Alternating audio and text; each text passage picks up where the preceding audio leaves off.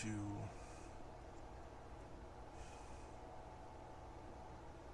spread the links.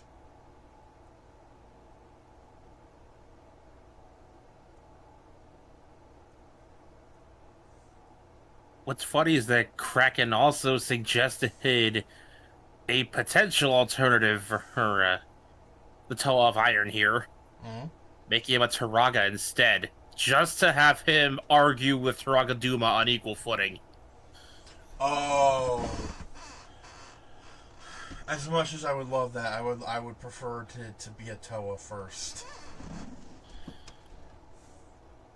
Once I showed her there were still a handful of Toe of Iron even after her Makuda's death at the end of the story, she relented. Thank goodness. Plus, I happened to offer a quote that had pretty much got the gears turning in her head. Sorry, I don't bow to Turaga of dead cities. Yeah, I was gonna say I would not want to have to fight your sister. She's scary.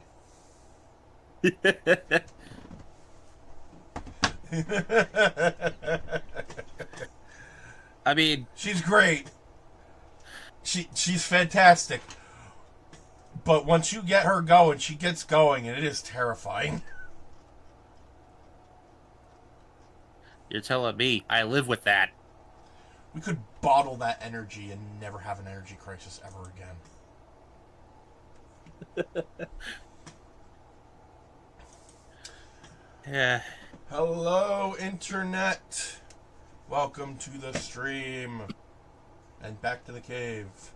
I keep flip-flopping between which one I want to use.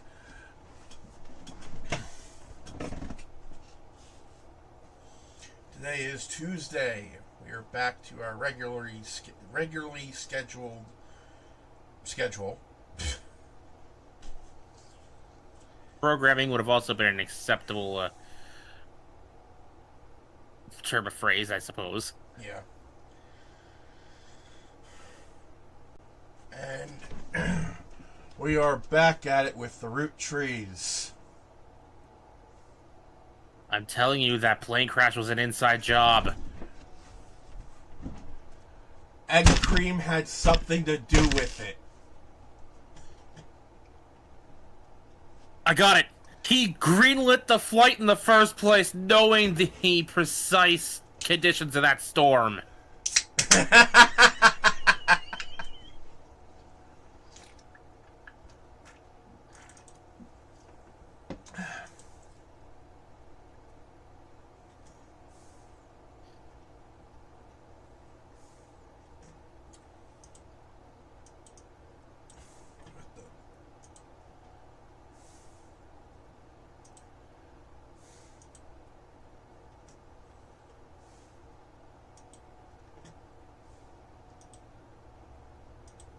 That's the wrong button.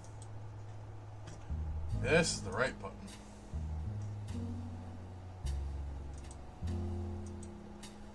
God, been a while since I've had a good crackpot conspiracy like that. Mm-hmm.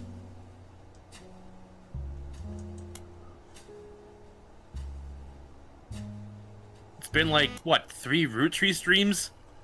Yeah.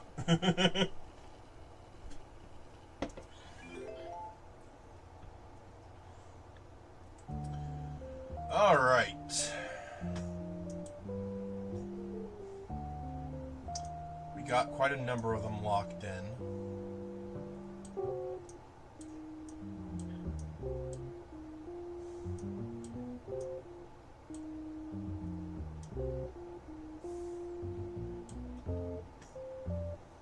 Considering what time of year it is, I'm gonna make the joke anyway. Egg Cream orchestrated that crash because the Roottrees kept dodging their taxes.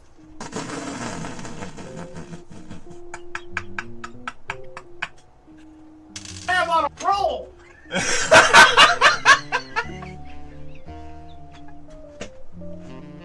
The best part of that was when you were away from your mic and said that.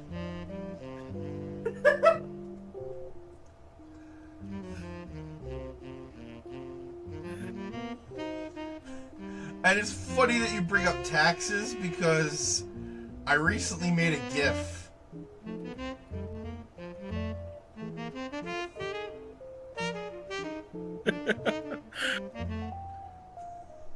After seeing an image of one of the school.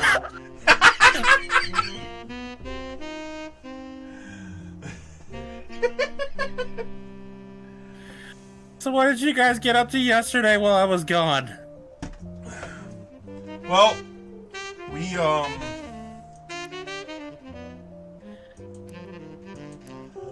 played Find 100 ducks and blast them.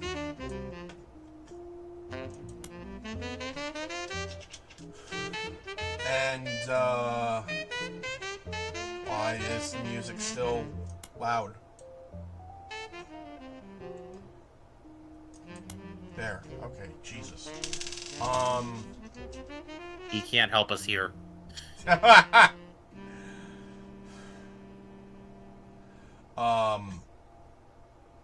We played Find 100 ducks and blast them, and then we played a bit of Helldivers. I wanted to play Umagari, but Deva was there and didn't want to scare her, so. Fair. Alright. Oh, mystical duck. You have enough information to fill in Guy Hudson's sister?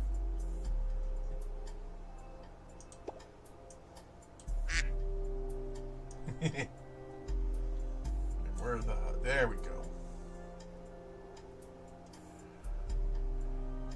Wait, what was... I don't know what Bonnie's deal was.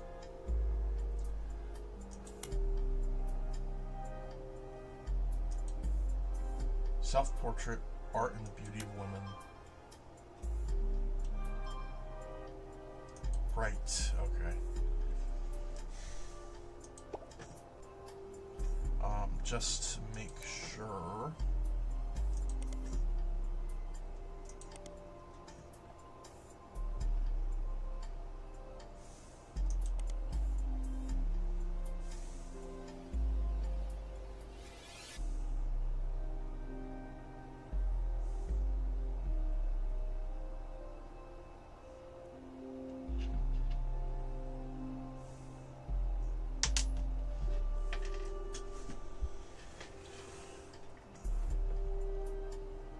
Right. Okay. Yeah. Housewife.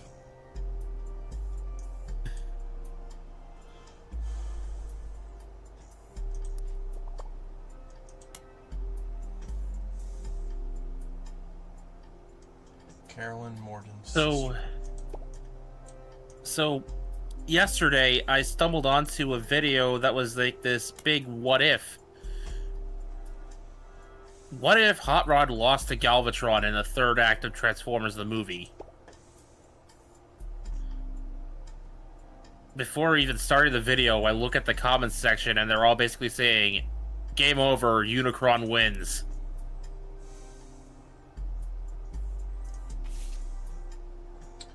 I mean... Even the guy making up the scenario basically gave us two flavors. Unicron wins immediately, or the Transformers miraculously force Unicron away for a short time and he eventually comes back and wins the second round.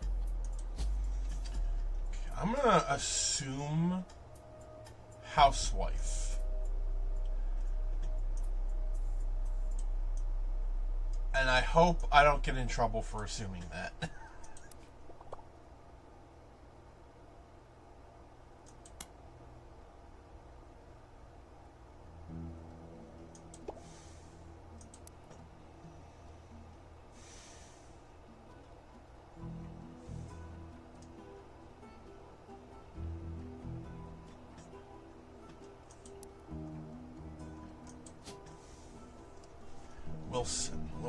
Wilson.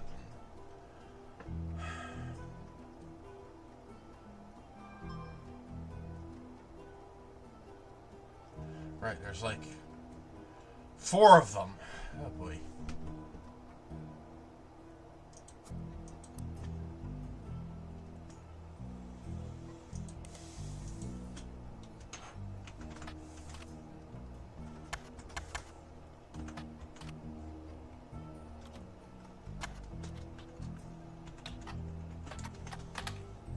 Steven Wilson.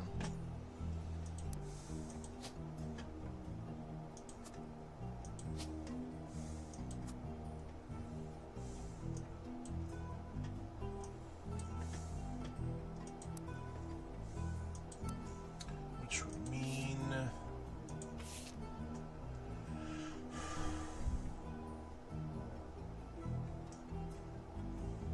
this would be Jason Wilson. So he's the youngest.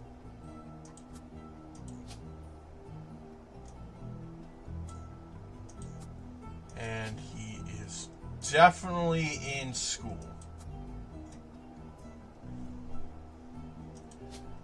So then the girl would be Jem Wilson. Also probably in school. Oh!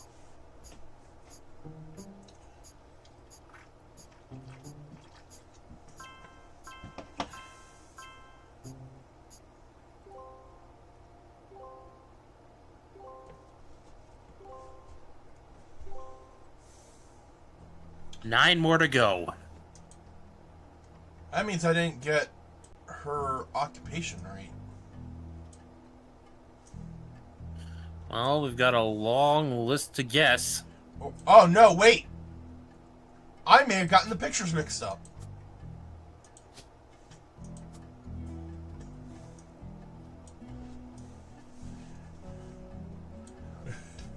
That's my bad.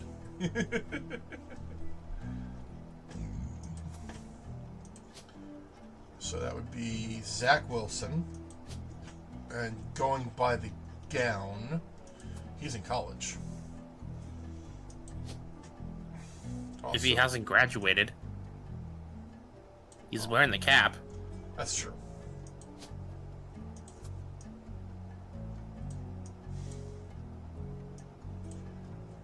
Now then.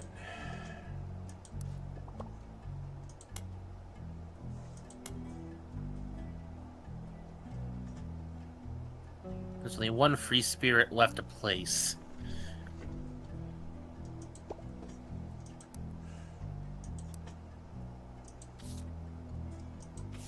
Now who would that be? Oh. Her, probably.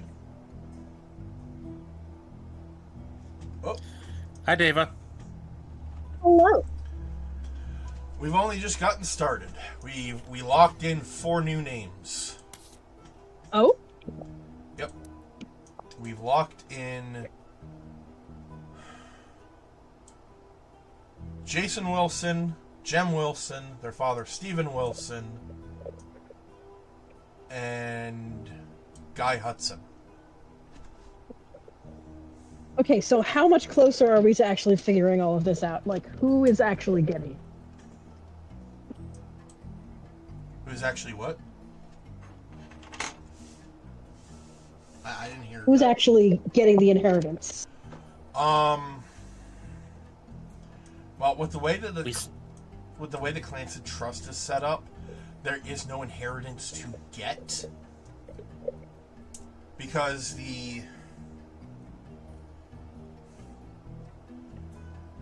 Clancy Trust is basically the stockpile of the company's wealth that is split amongst every member of the family evenly. Okay. But They're all dead.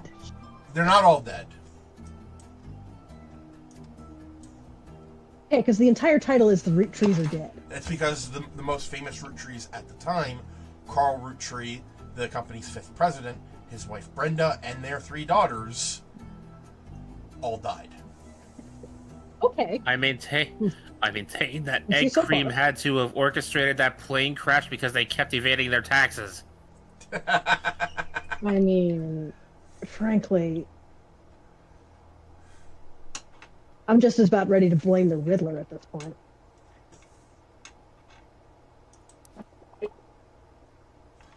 Because this feels like the sort of thing that the Riddler would set up to torment Batman.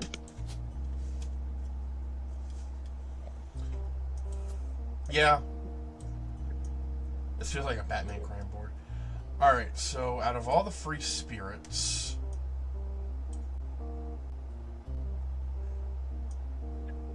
Yeah, there's only one left. And the only person left in the photo is this little girl. Which means... And on the back of the photo, in childish print writing, it says November. So that might be her name.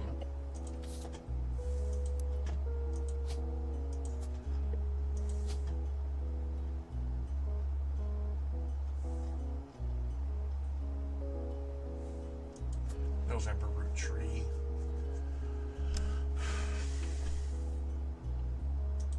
Believes the occupation.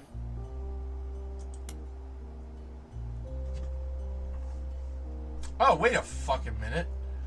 Butler Summer Theater, November Studios, creates choreography. Yeah. Choreography.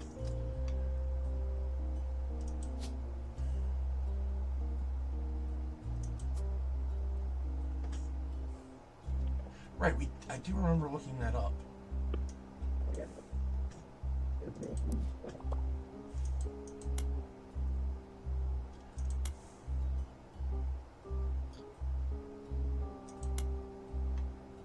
Okay.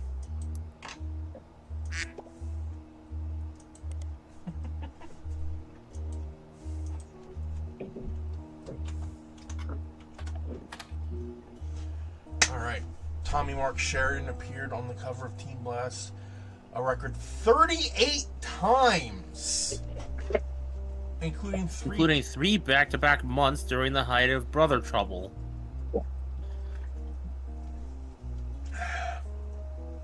In the issues he wasn't on the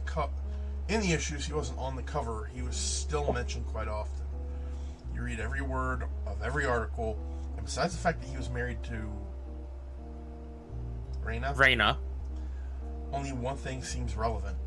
A gossip section from 1996. 96? Because remember, this game takes place in 98. I mean, yeah. Dial-up, but still. About 8 months before their marriage.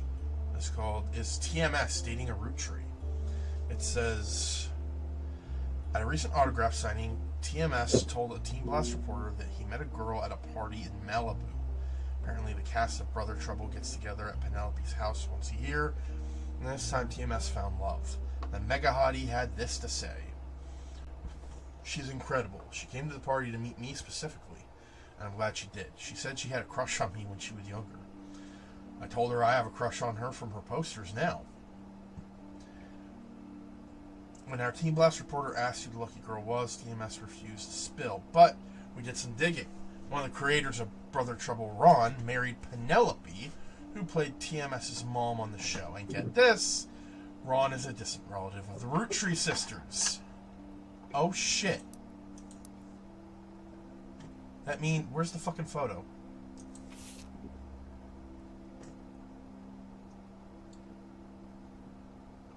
So that means she's on the tree, and that baby's a Roottree.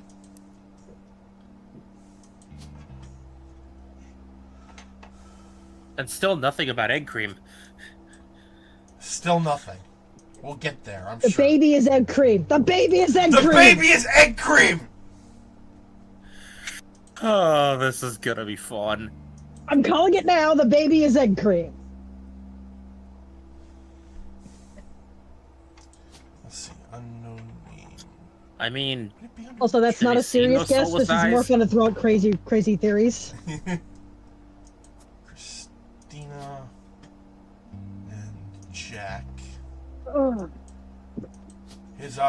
Jack's occupation is obviously grade schooler. Oh. Well done!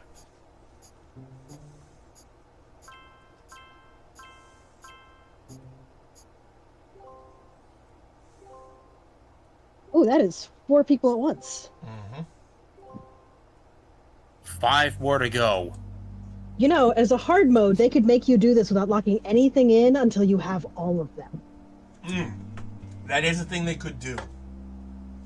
And I hope they don't, because that would be infuriating. Yeah, optional See, hard you said mode. hard for the mode? people. You said hard mode? What you described was torture. Also, Christina Roottree's occupation is baby. I love it. There's another one around here whose occupation is baby. I think. So, Laserbeak's occupation is baby. If we want to be serious about this, Laserbeak, Ravage, Rumble, Frenzy, Buzzsaw, Rat-Bat—they're all baby.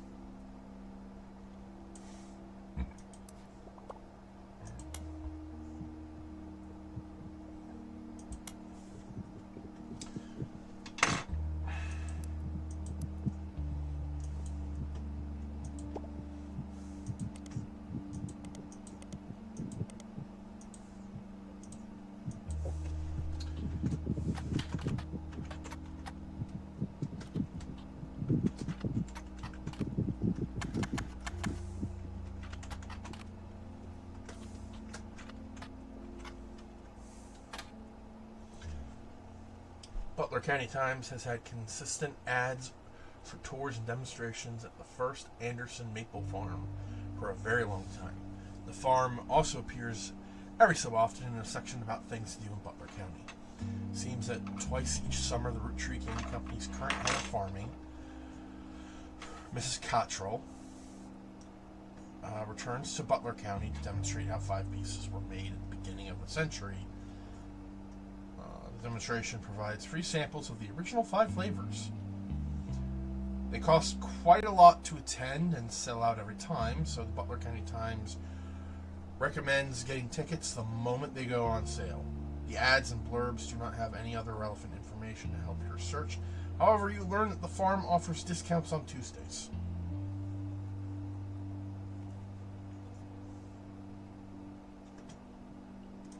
That'd be Sam Cattrall?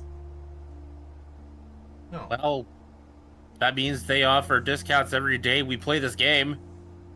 Yeah? Who the hell is Miss Cattrall?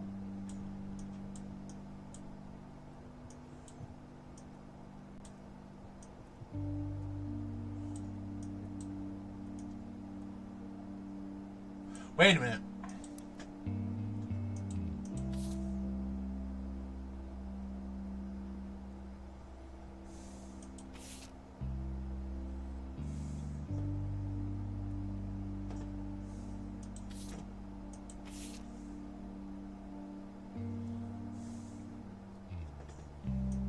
Stephanie.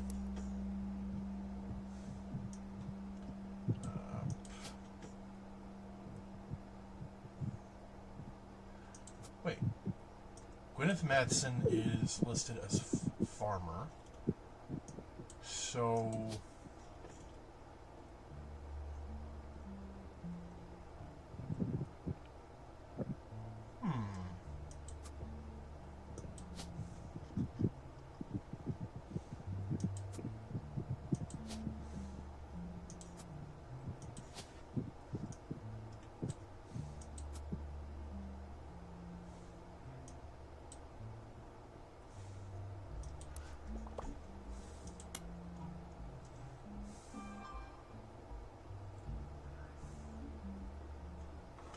college-age cousins? Yukon. When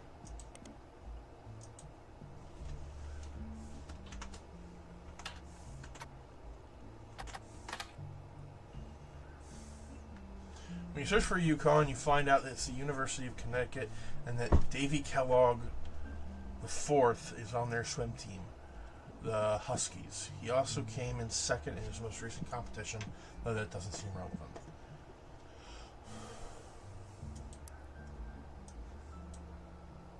Not relevant. It's his origin story. His villainous origin story.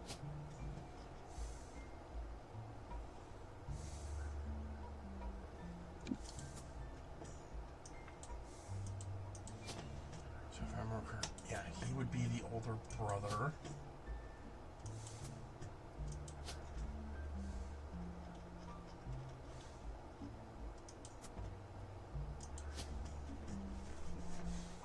I do believe this is supposed to be his sister.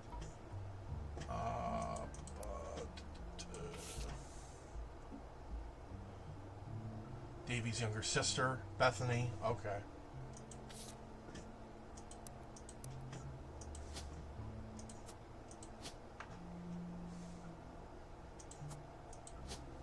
And I'm gonna assume student.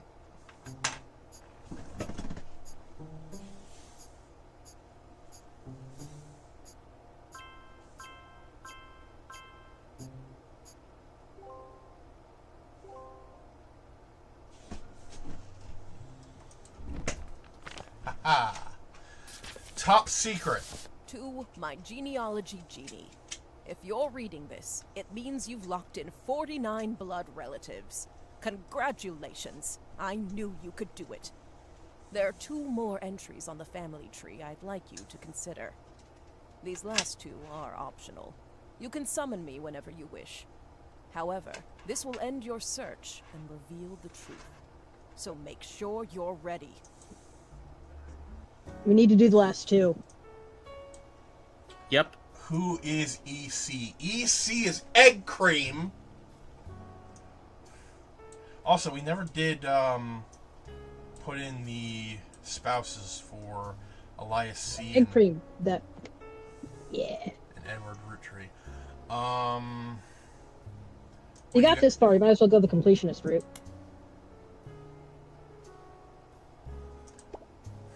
I think the duck is only going to tell us what we need for egg cream here. So I will... Just give me a second. Oh, no, wait. Process of elimination. Ow! Buddy.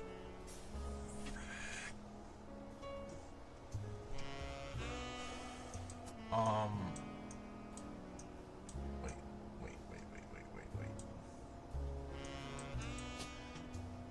James Morden.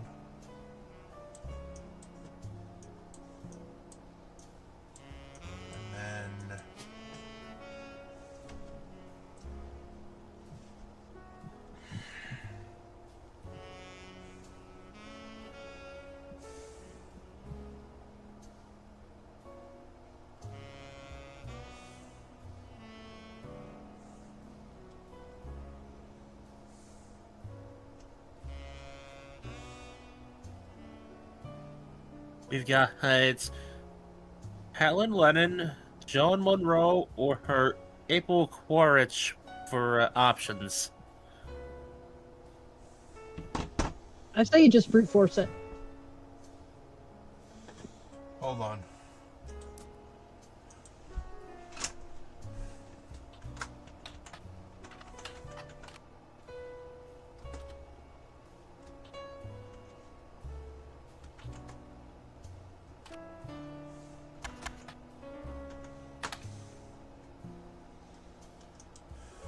Doesn't go by his full name and promotional materials. Instead, he just shortens it to Miracle Jr.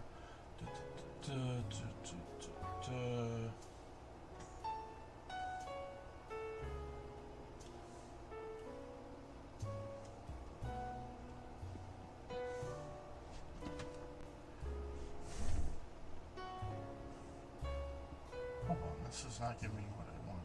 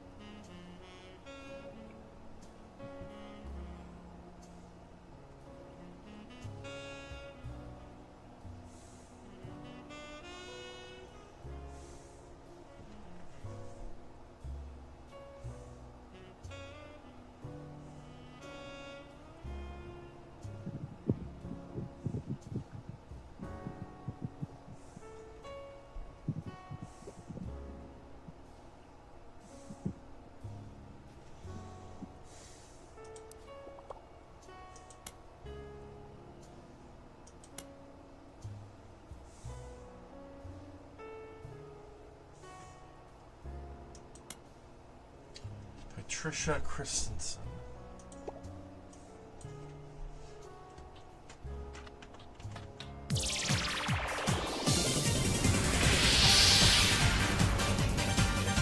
Hi, Taro! Hot damn!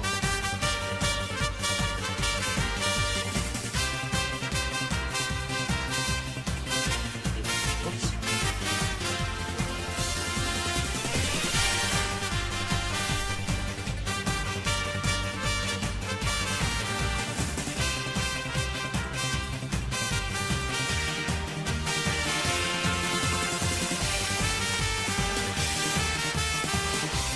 Hey Taro, what's up? Just open up Twitch.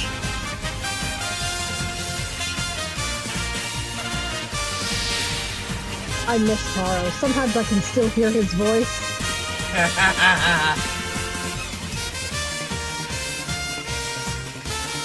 It's almost like he's right here with us. I know. Exactly. Feel his presence in the room with us. As long as we remember him. He'll be stone dead in a I'm moment. not dead, he says. Sometimes I can still hear his voice. I'm not dead! He'll be stone dead in a moment. Christensen Steel was a steel company in Butler County. On a World War II history page, you find that it contributed to the war effort by creating parts. Dead. Creating parts for vehicles, but after that went out of business. He'll be stone dead in a minute.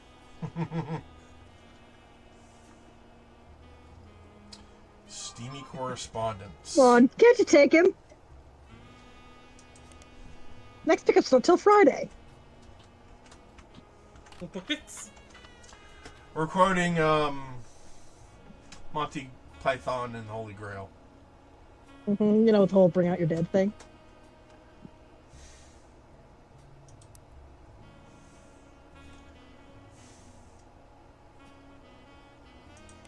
Well, can't you do something? Whack! Now you're off.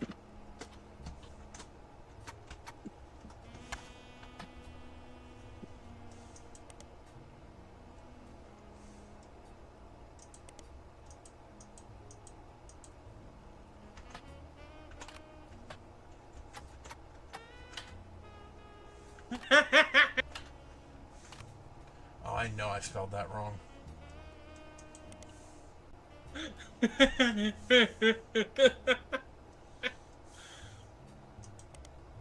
Oh, wait. I didn't spell it wrong. What? How? How did I not spell that big word wrong? Yes?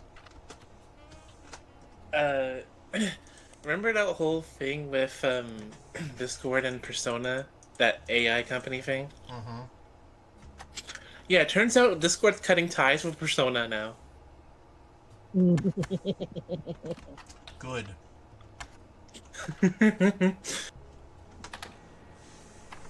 Oh, look, this website can do this thing for us. Oh, look, they don't know how to do it properly. Yeah, let's not go that way. In 1934, someone who goes by Patch wrote a letter full of innuendo to an unknown gentleman. Who it is clear she had a romantic history with. Patch is thought by the book's author to have been Patricia Christensen, a daughter of the owner of Christensen Steel. Her nickname was Pat, and Ch were the first. Her nickname was Pat, and Ch was the last two letters of her last name. And Patricia Christensen was known to appreciate wordplay like this. Patricia, who would have been in her mid-20s when the letter was written, was married to an older man of no notable status. This letter was most definitely not to him. There are also a few passages, after the steamy bits, that mention a daughter, leading Tina Angelina to theorize that this letter was written to the father of a child she hid from society in some way.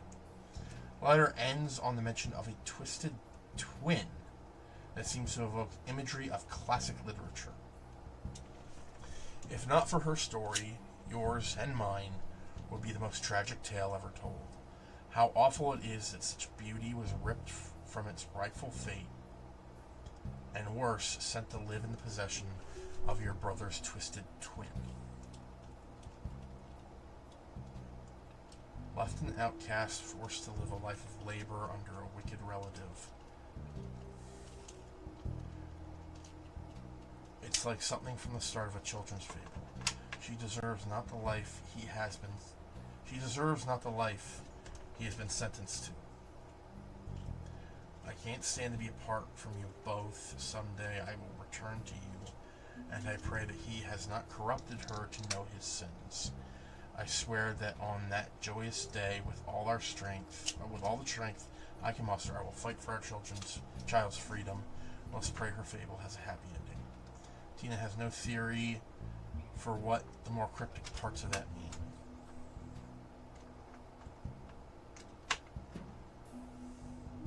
Sounds to me like someone's planning a murder.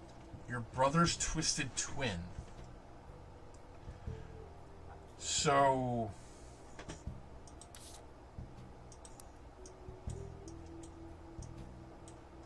if it is Patricia, and she's writing to Elias Jr.,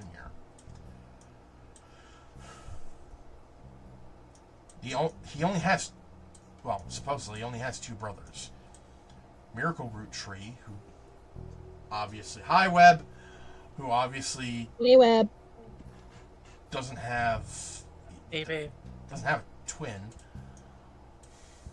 And then Clancy Edward Roottree. Cinnamon extract.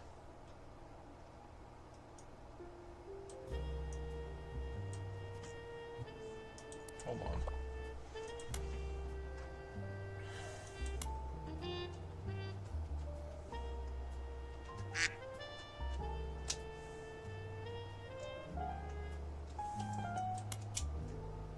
Just say I'll be going. No, I can't since Webb just got here.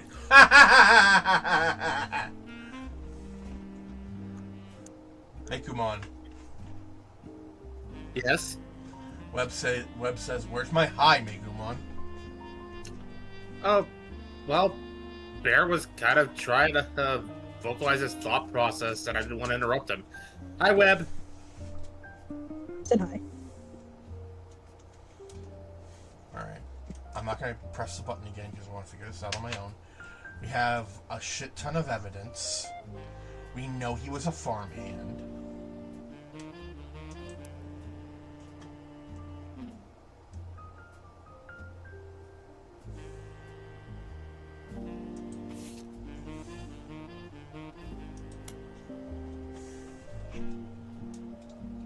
So, David, did you see the finished thing? I did. It's very cool. Oh no, I only dropped in for a little bit. I was gonna opt out. But didn't want to just drop out. I wanted to say something. Seeing as Bear was talking, I couldn't say anything. Oh. Now I'm stuck here. Why is it you only stay whenever Webb is here?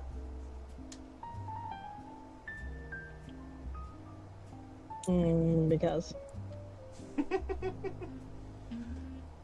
Wait, what the fuck was that?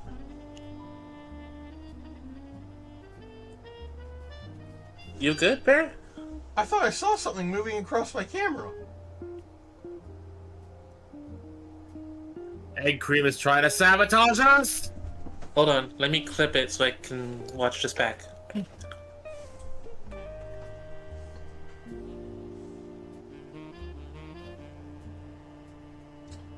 because the camera's trying to autofocus?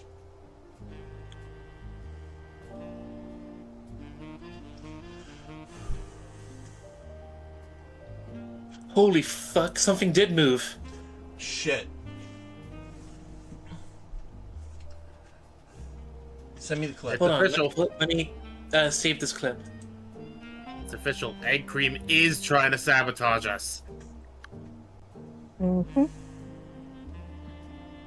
clearly there's a Roottree that doesn't want to be found.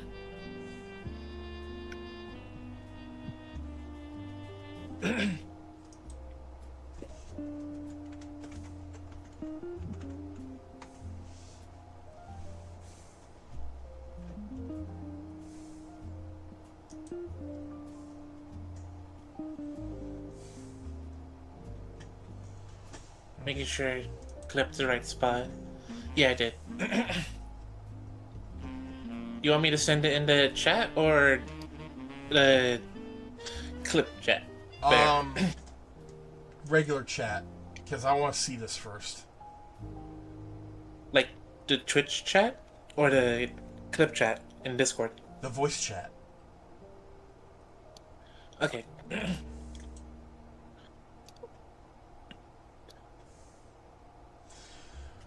Hold on, folks. I'll send it to you as well, babe, since you asked.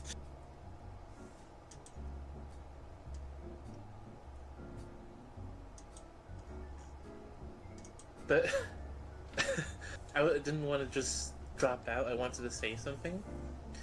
Seeing as Bear was talking, I couldn't say anything. Now I'm stuck here. Why is it you only stay whenever Web is here? There's no way that was a fly. That was way too big to be a fly. Because. Oh! Yeah, but we all saw it, right? Oh! Oh! Oh my god. What was it? Light reflecting off like a windshield or like a driver's side window. Ah, that old trick. I used to use something like that by reflecting sunlight off of, like, a screen on a phone or my MP3 players or something. I could get my cats to chase it for a bit. Alright. Post it in clip show, Taro. We're good.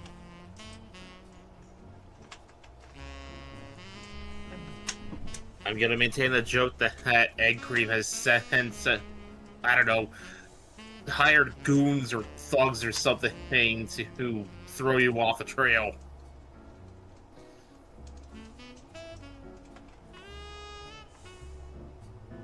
I'm gonna be fully honest with you. I could have sworn I saw the door move too. That's what it looked like to me.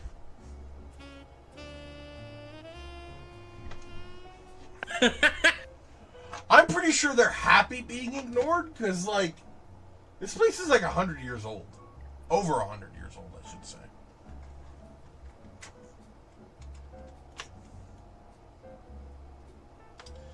Mr. Miller.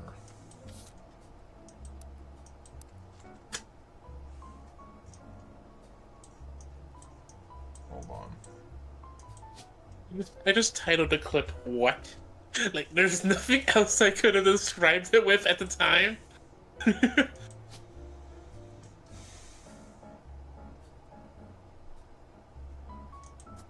know, I'm just gonna put in these 3 random names.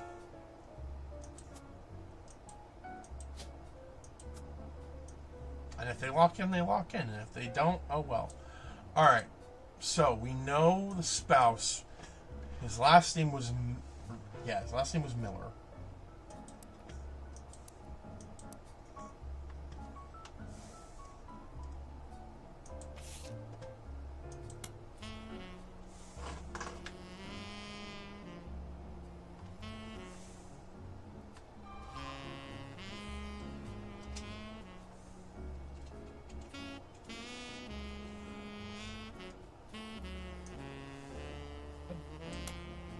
You know, I'm just gonna keep this ready just in case. Impact! Oh no. No! Poppin' gummy! Juicy! Make one. Yeah? Make them. There's something I need to tell you. What? No, I'm not telling him that one, babe. It's the other one. So basically, Recently, I found out that Baku was born in the year of the horse. So am I. What's your elemental alignment?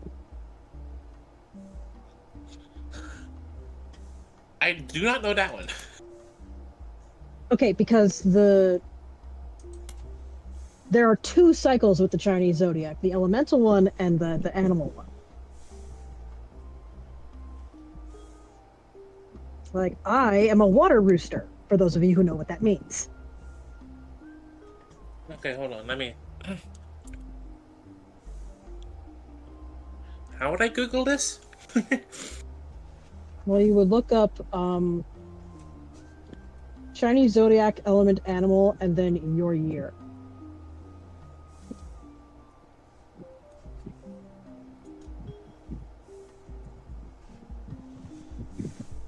Like In my case, I'm a wood dog. Mm-hmm. All right, I'm curious. You're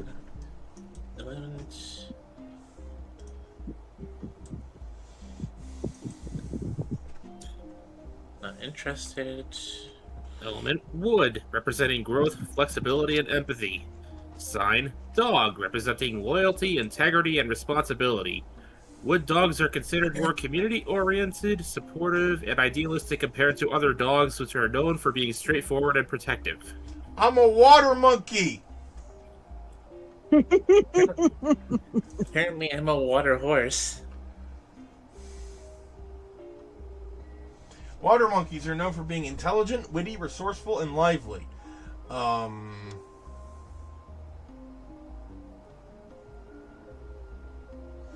They are quick thinkers, adaptable, and often excel in problem solving and creative endeavors. The water element adds emotional depth, diplomacy, and adaptability.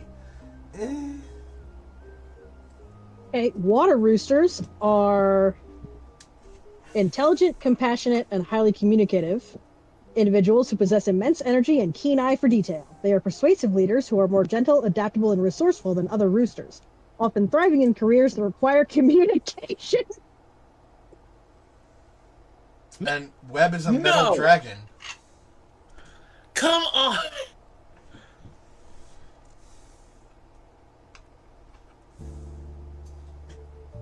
You okay there, Taro? I think it's 'cause This is literally the I'm a frog moment right now because I got water horse. Well, my girlfriend has middle dragon. Okay, your girlfriend is officially a badass. I thought you were I'm engaged. just That's a saying. given. That's a given. What do you mean officially? That's always been the case. Okay, we all know, we've been new, Webb is awesome, but now it's kind of like, oh, well, yes, yet more proof. Oh! Clancy swore he saw Sam working alongside the farmhands EC and John when he used to drive past Yes, the old Roottrees. Anderson farm. John Miller! So it would be Miller, comma, John. Am I correct in that? Yeah, that's how that's formatted. So, where was that bit about how Baku and the Zodiac going? I'm just saying. I was born in Year of the Horse. Baku was born in Year of the Horse.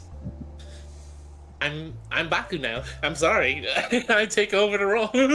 That means nothing.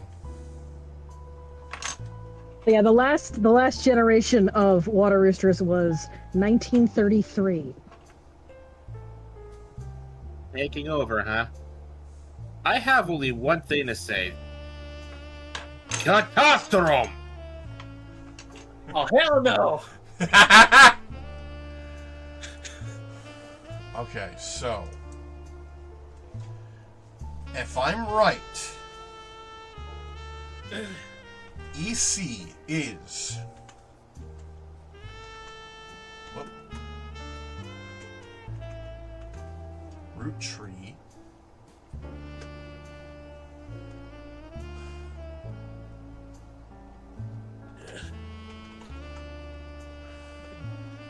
Rather not my face turned into a Picasso, thank you.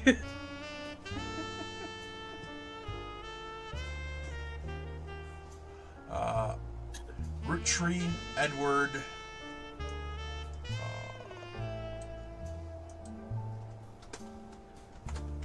Clancy.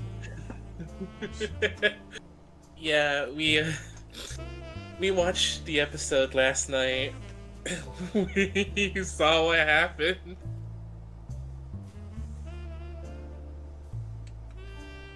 As Don't for the make me picture, break you two. we only have one. We have one picture. The farmhand that just so happened to be in the 5 pieces photograph.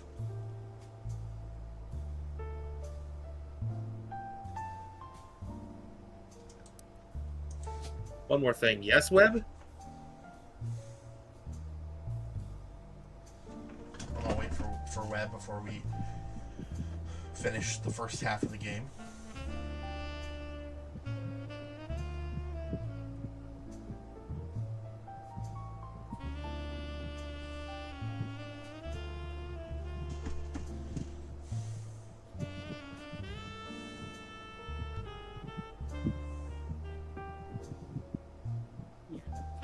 Yeah, we are. Oh, fuck, yes we are. We are getting close to Gaim level depression. What's funny is, I see what Baku's going through, and I just think that is an average day for me. Thing is, Okay, I'm taking the driver away from you now. Like, not even joking. so, Commander Gaim was written by one Gen Oro Butcher, as people like to call him. Hands off, I have the restraint not to hurt anyone with it.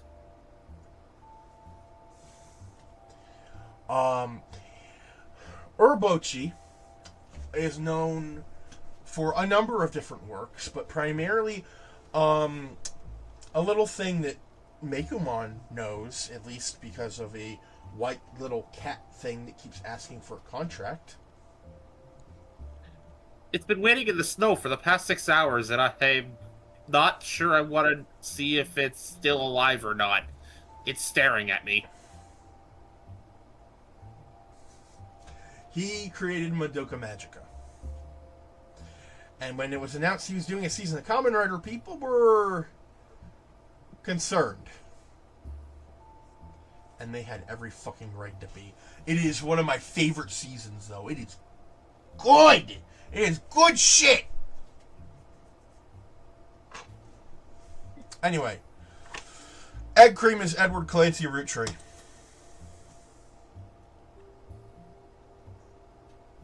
Okay.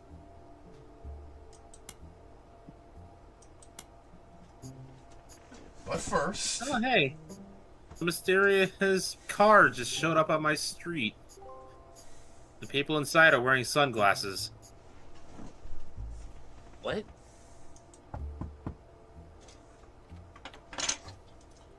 So, Yep. you thought Egg Cream Lucy sent was agents to Edward the wrong Clancy place. Roottree, and his partner was John Miller? Yes, that is correct. That is what I believe. That's exactly what I needed to hear. Woo! I'm Sam Madsen, though you know me as Samantha Roottree. So, Bear, to answer your question I before, got old. The only picture I you don't have of me is from 40 always years ago. stay when only Webb's here. It's just Webb just showed up, so if I said, "Yeah, I'm going now," don't you think that'd be a bit rude? I mean, yes. I see where you're coming I from. mean,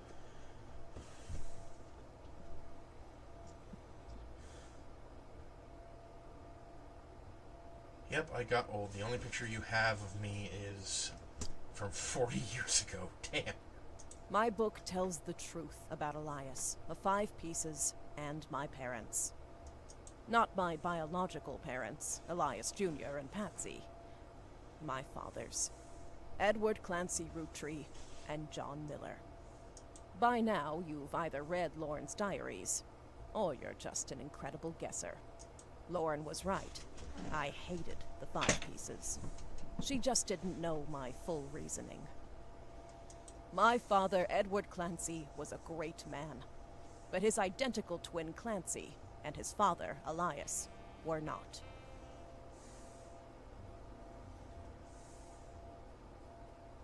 At age 16, You orchestrated that plane my crash, father didn't was you? caught kissing a farmhand. My father caught. Oh. Back then, they wouldn't even acknowledge gay people existed. Having one in the family was unthinkable. The same year, I was born. A bastard granddaughter. 2 stains on Elias's perfect family. He decided to fix both. They tried to erase Edward Clancy. They even removed his 5 pieces flavor. His name was deemed a dirty word. He became EC. I was right! EC was a root tree this entire fucking time! Also, are we not going to talk about how they, unpersoned their son because he was into dudes? Well, I mean, that is horrible. I mean, perfectly in keeping with the time, but incredibly depressing. Mm-hmm. Yes. We were sent to the farm, and the 5 pieces Webb did says, their "Listen, best it's to keep the fine, we next just scrap generation later." away, to isolate me from family.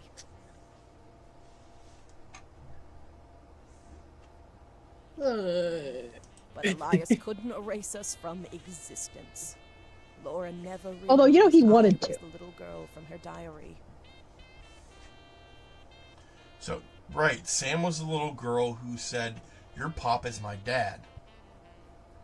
Because Edward Clancy and Clancy Edward were twins! There's a case of mistaken Who identity. could blame me for being so confused that day?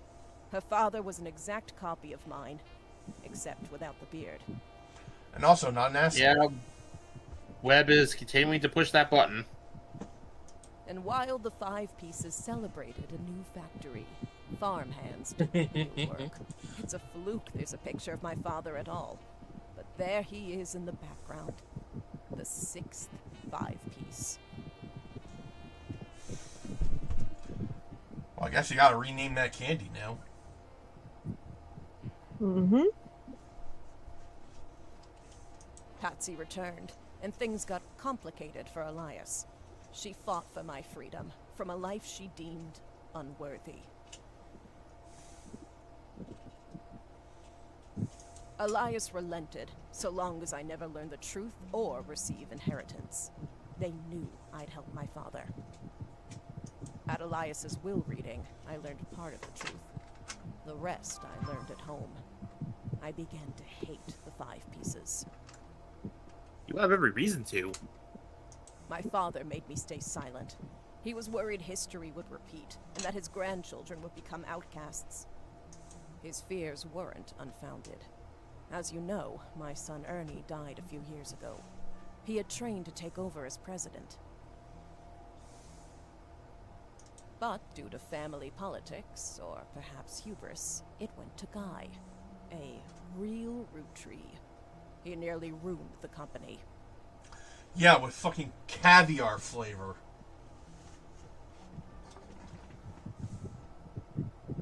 When Ernie took over, he saved the operation. Over 13 years, he made the family billions.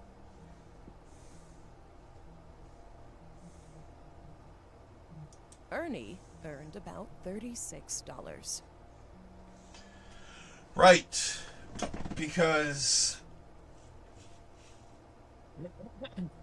the That stupid, dubiously legal loophole. the company president only earns about as much as a single thing of 5 pieces per year. Because the clients of trust is supposed to, keep that, like,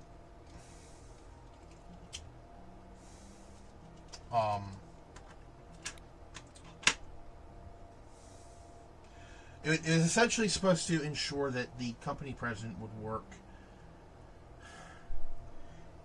to keep the business alive so that the Clancy Trust wouldn't, run out.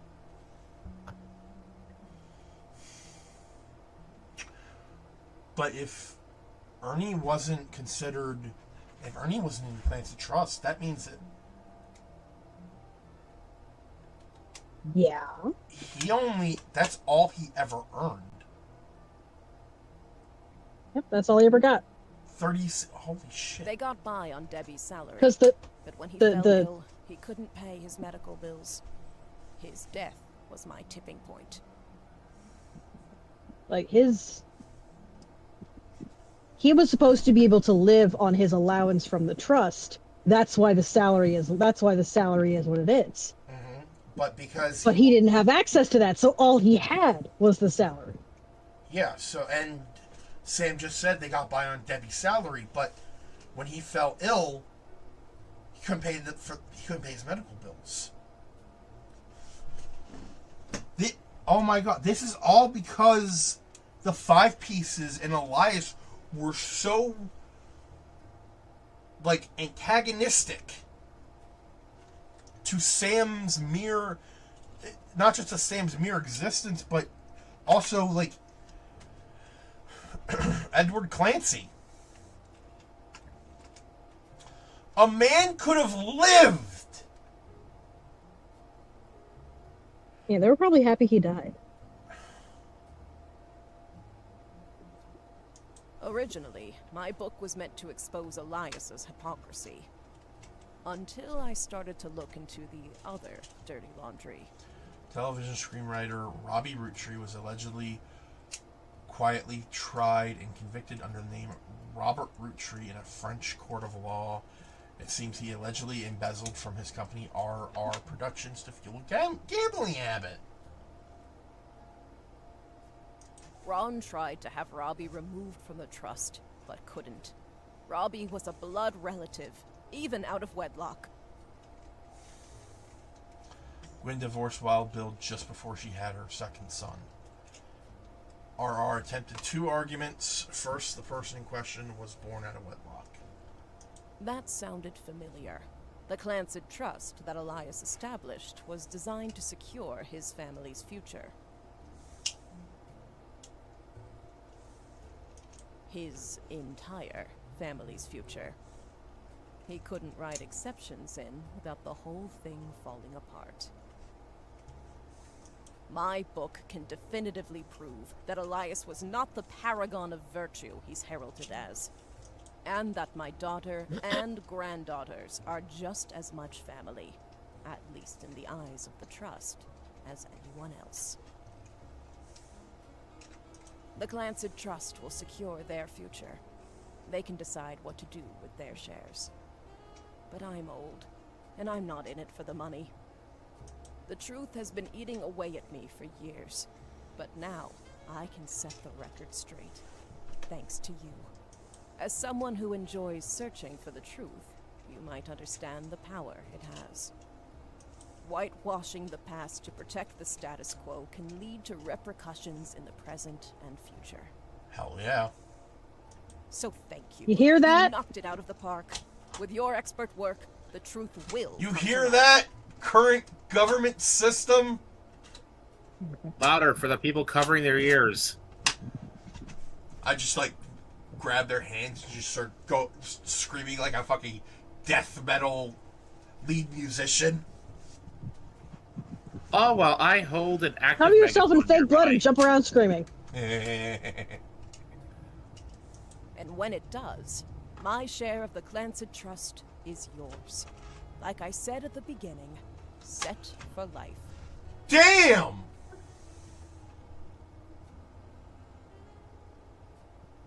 I don't super like when they set something in an ostensibly historic setting, but then make it way more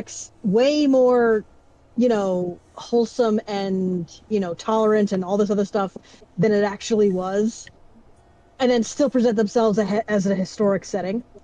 That pisses me off. So, like Assassin's Creed. Yeah. Or What says Bridgerton. people suck, and I have yet to find the lie. Yeah, people do suck. Like, if you're writing in a fantasy world, yes, you may absolutely decree to what level these people are bigots. But if you're writing about 1920s rural America in the South, and you want to claim any level of historicity, you're gonna need some assholes. Maybe a few lynchings. I mean, I wasn't gonna get specific, but y'all knew what I meant. Yep. That's why I tugged at my collar. It's like, uh-oh.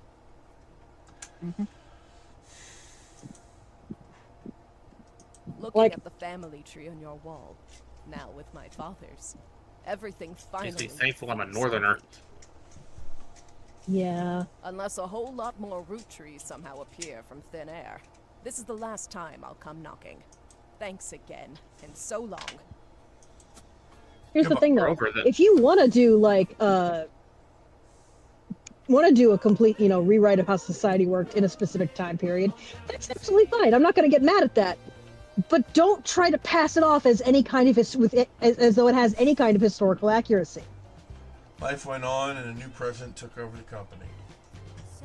Roottree family faded from the news cycle. And then everything changed. There's And then another- the Fire Nation attacked. There's another mystery to solve. Roottree Mania is now unlocked as a new game. David, did we just share a brain cell for that moment? We did, actually. Alright, hold on a sec.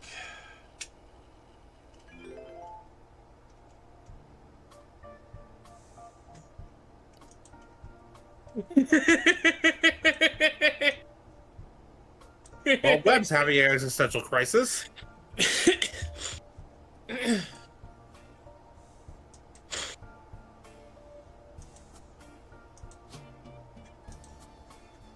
You alright over there, Webb? You okay, babe?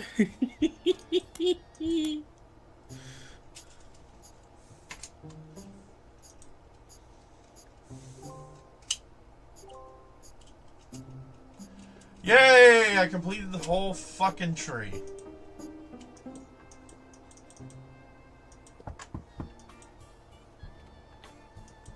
And we can just speed So- through this.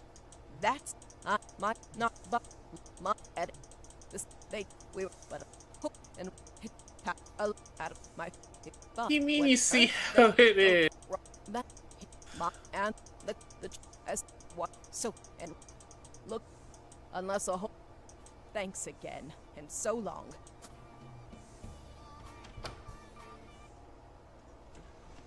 The northerner comment. That was it, wasn't it? Thanks to your hard work, Sam Madison's book was I published. don't share the brain cell. It received mixed reviews.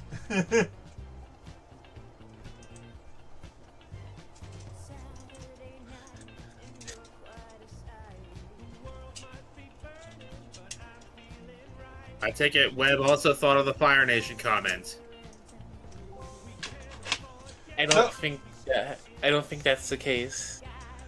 So, are you guys ready for the second half of the game? Second about to half. Fucking go! was about to take my Roottree lead. Mania! What was that, Tara? I was about to take my leave. Well, I mean, you can. Absolutely. Like, I'm not holding you hostage. Deva, put the pitchfork. I mean, down. I might be. I said, Deva, put the pitchfork down. Also, I unlocked the shackles with my skeleton key here. You're good. I was about to say. See, here's the thing about that is, oh look, plasma. Inazuma! Give me that back.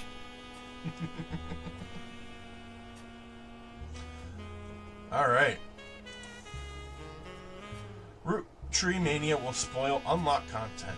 Make sure you tied up any loose ends before starting. Okay. Taro, since I know you're still listening, you have your rider. Let me have mine.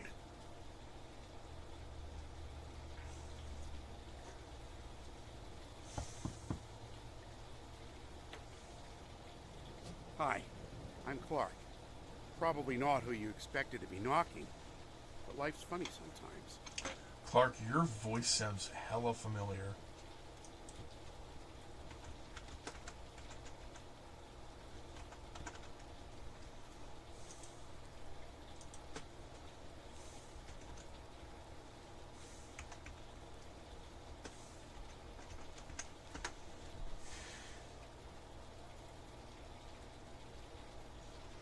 Alright, let's see. IMDb. What do you got for me?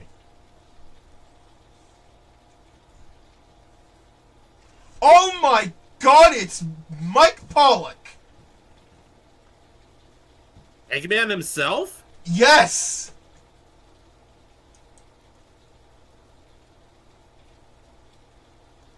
It is in fact the Eggman. That's fucking awesome.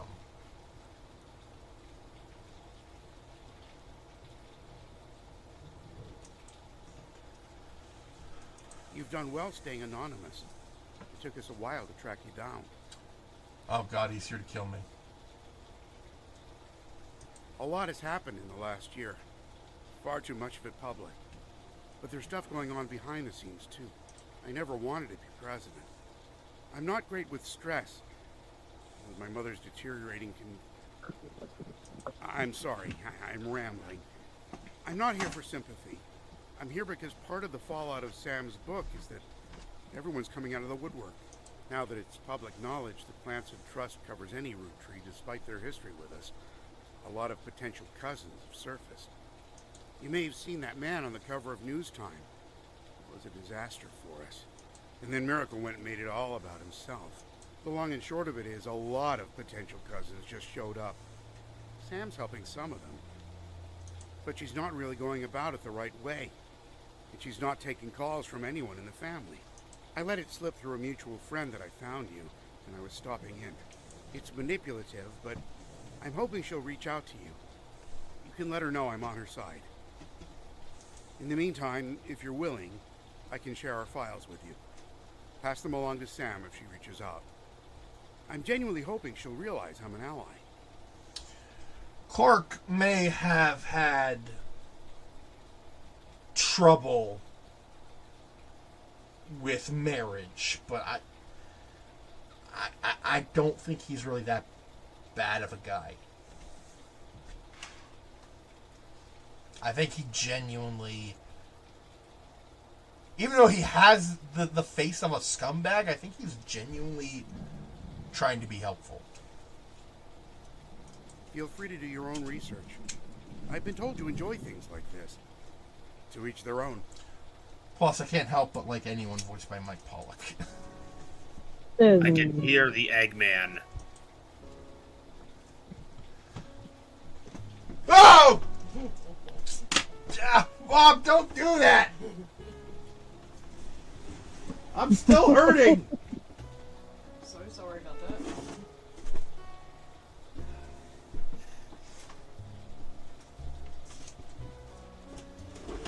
So yeah, that was my mom that just walked up on camera and scared the shit out of me. Is it sad that hearing that, my brain's first response was, yep, been there, done that. Got the t-shirt. Mekumon said, Say hi to Mama Bear for us. first of all, Deva says hi. Hi. And Mekumon said, my first response was, yep, been there, got the t-shirt. Okay. We're still live, by the way. We just finished the first half of the Roottrees a bit. Alright.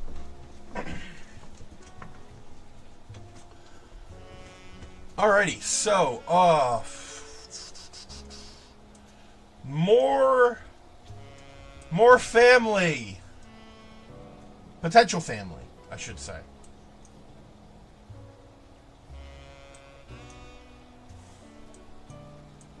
Undoubtedly, a few of them are just bullshitting for the fortune. Oh god, there are so many. Yeah. I love that Possible Infidelity 3 has 5 branches. Cheated on his wife, married the other woman. Cheated on his wife, married the other woman. Cheated on his wife, married the other woman. Cheated on his wife, married the other woman. I think that's 5. Converted to Catholicism. Yeah, you know the one. Boom! Cheated on his wife, married the other woman. Hi, Zachary. Hi, Uncle Keith. I hope you realize that's caught on camera. Okay, good. Jordan Luke TV, thank you for the follow. That is greatly appreciated. Just so you know, there is a 10-minute time limit for new followers. So, that was put in place because of, well... Bots, salesmen, bot salesmen. Salesman bots, oddly enough. people trying to make us follow them for clout.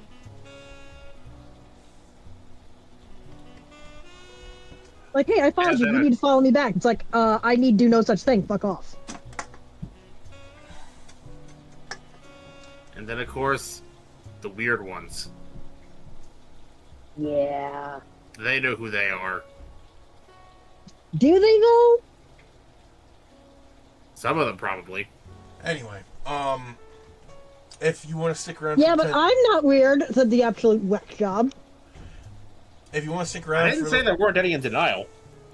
If you want to stick around for the 10 minutes, you're more than welcome to. You can also mess around with the soundboard. Just do not use any sounds that have someone's name or listed as an only.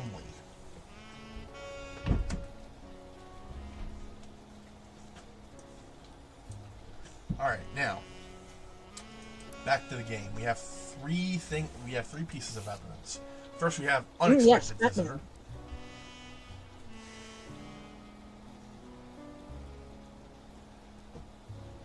The company I hired to help us with Clans of Trust is busy pouring through the entire family's history as well as people they may have had contact with. That said, the family is not particularly happy with this and are doing their best to slow things down. Many of them are actively avoiding our interviews. Every time there's a high-profile public case, it causes headaches. So please, I don't mind if you do your research, but I ask that you stop going to the press. Instead, we have a highly trained team of lawyers to back you up. We're ready and willing to verify anyone and everyone you believe could be realistically part of a relationship that led to the birth of a new Roottrie. Just tell us who to investigate by filling in the new sections of the tree, and we'll take the time to handle verifying that the timeline checks out. But keep in mind why we're here. If someone didn't have a child or has already been disqualified by our lawyers, like in the case of the girl with the negative DNA test, there won't be a place for them on the tree. We're not just looking for affairs and infidelities, we're only looking for the ones that led to potential new Roottrees. Some spots in the new section will be marked with a tree icon. Those areas are reserved for members of the original family tree you filled in 8 months ago. Just like last time, be sure to use birth names for everyone you add. Married names or nicknames won't be enough. To start sorting out infidelities, I recommend you turn your eyes to the men in positions of power. I'd love to say that's only because it would have been a lot harder for the women to hide 9 months of pregnancy and birth without the family noticing, but I can't. I'll be blunt, I'm no stranger to infidelity. I wish I could claim that I was a perfect husband, but you've seen the family tree, so why pretend? Some of us learned how to wield our family name and fortune to our benefit. Consequences be damned. I can't change the past or unhurt those I betrayed. Instead, all I can do is be honest with myself and to you, refuse to make any more mistakes, and do my best to sort out the various messes we've left behind. So please, fill in the tree, and together we can figure out how to begin to make amends. Good luck, and thank you both. And this is pretty much just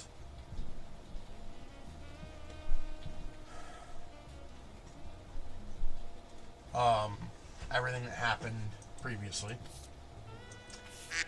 Notable events: 6 pieces. The Roottree Rift. Clark Raffer. Hold up.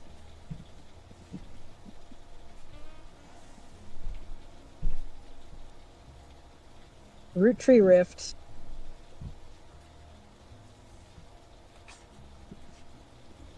Where's the word? Clark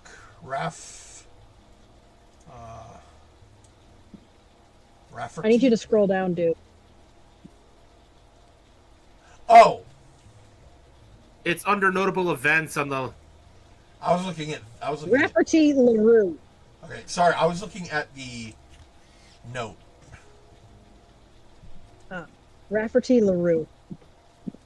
5 Ps, Roottree Mania, and Anonymom? Anonymous. Okay, so, I mean, those are not great, scandal names, but they'll do.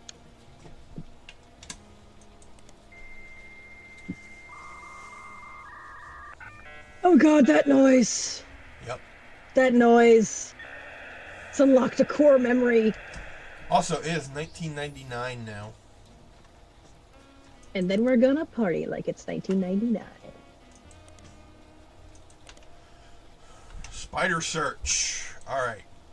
What's weird is that my grandparents didn't have dial-up computers, but that sound still reminded me of them. Maybe the era? Because dial-up was originally the only way to get internet for a bit there. 6 pieces. Unwrapping America's Sweetest Family by Sam Madsen was released in early 1999 and perhaps assisted by the still relatively recent plane crash shot to the top of the charts. Reviews were mixed, and its time on the bestsellers list was limited to only 2 months. Most reviewers agree that the core of the book about Samantha's fathers and the struggle they face was compelling, and that the takedown of the hypocrisy of Elias Roottree was deserved. However, many took umbrage with the timing of the release and the tone of the book, which seemed vindictive.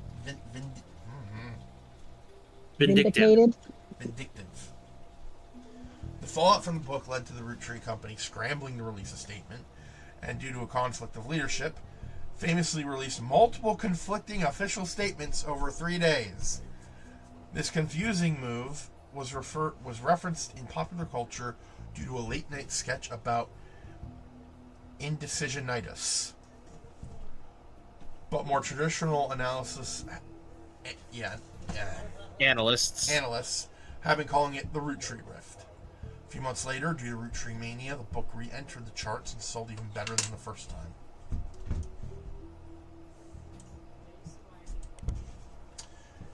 Three press releases from the Roottree Candy Company after the release of 6 pieces were referred to as the Roottree Rift due to the clear conflicts between them.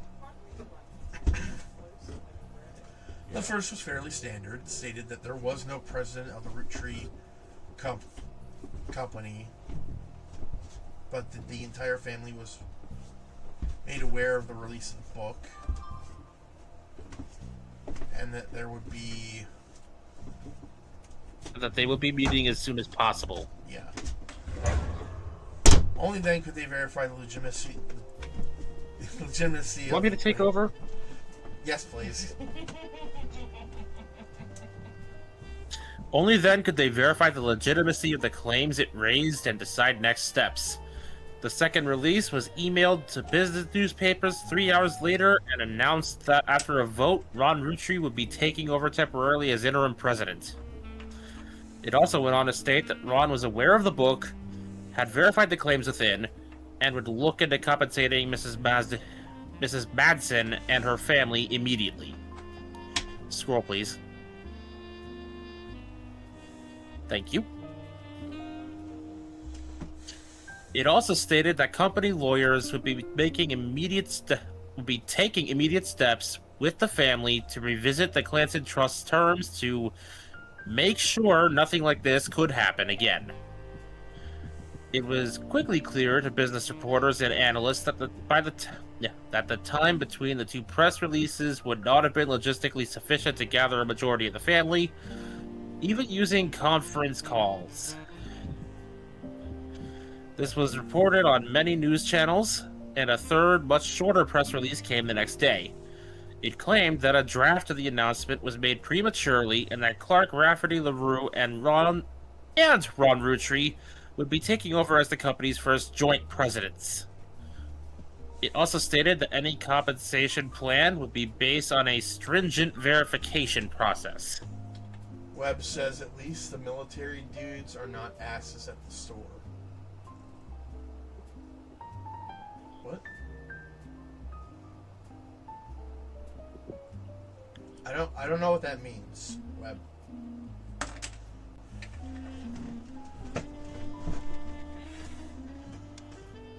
Alright, so yeah, they the company was like real quick to try and just go, wait, no.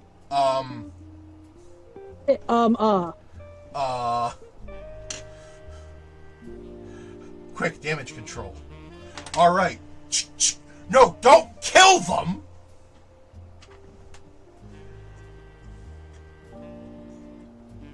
This is store thoughts. Ah, okay. Oh, you're okay. Yeah, you're at work. My bad. My bad. Alright.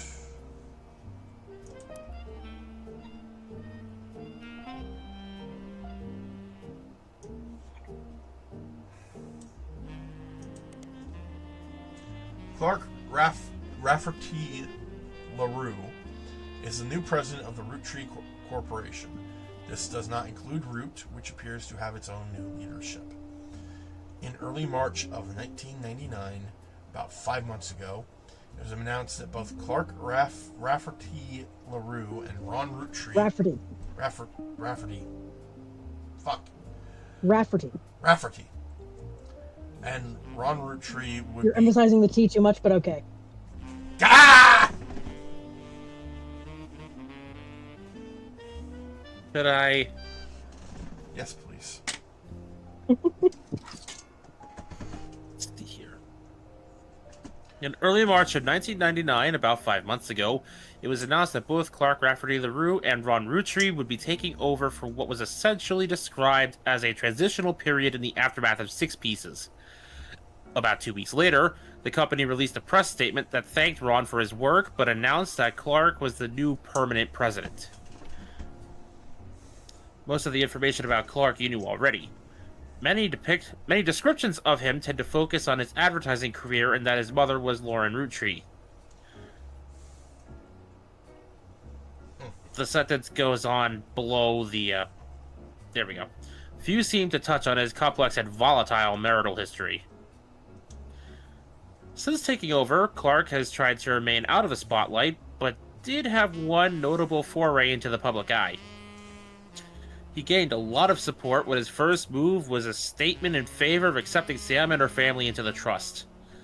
This also served as an announcement that the Clancy Trust would no longer be handled by anyone in the family, since due to their financial motivation, none of them could ever be impartial.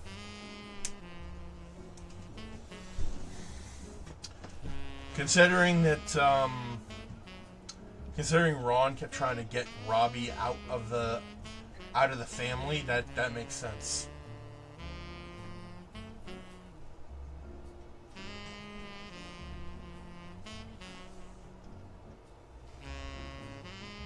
So Clark is now the 6th president of the company.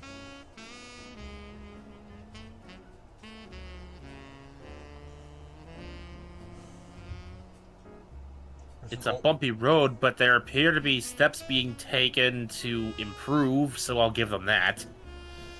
There's an older version of this page in the time travel article, or archive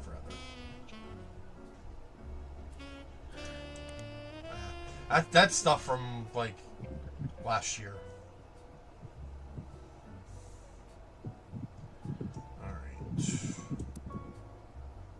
5 Ps.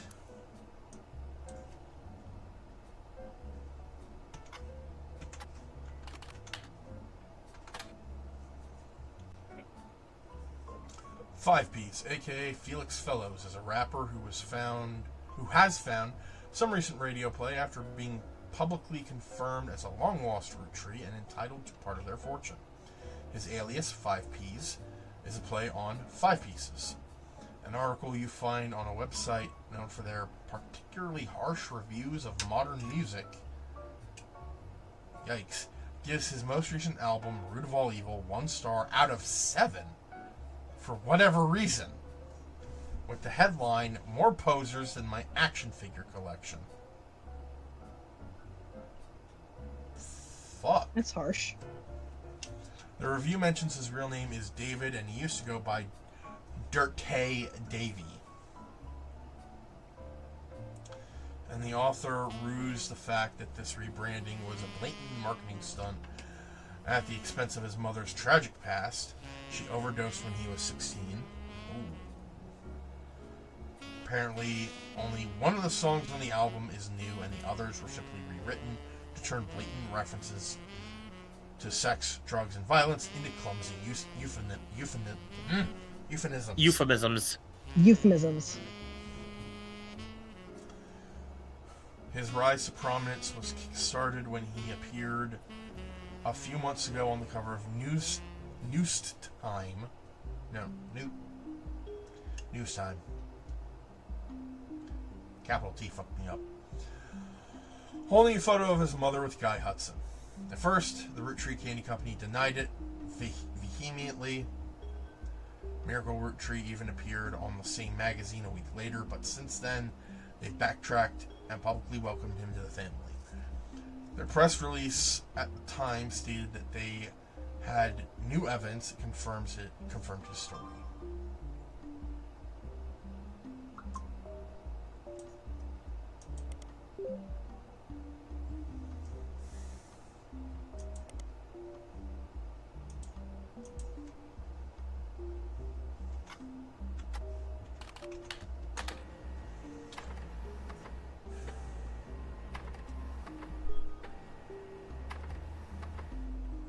Alright, got 3 pieces of evidence.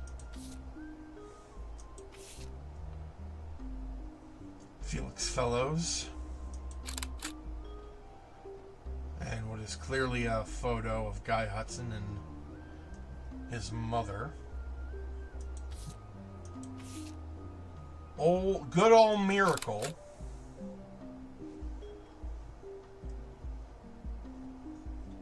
Trying his hardest to look like Stan Lee. And then the photo itself.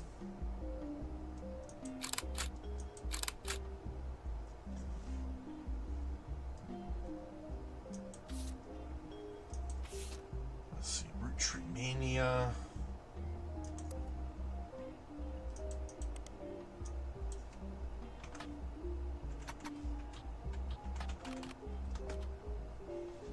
Should probably capitalize that.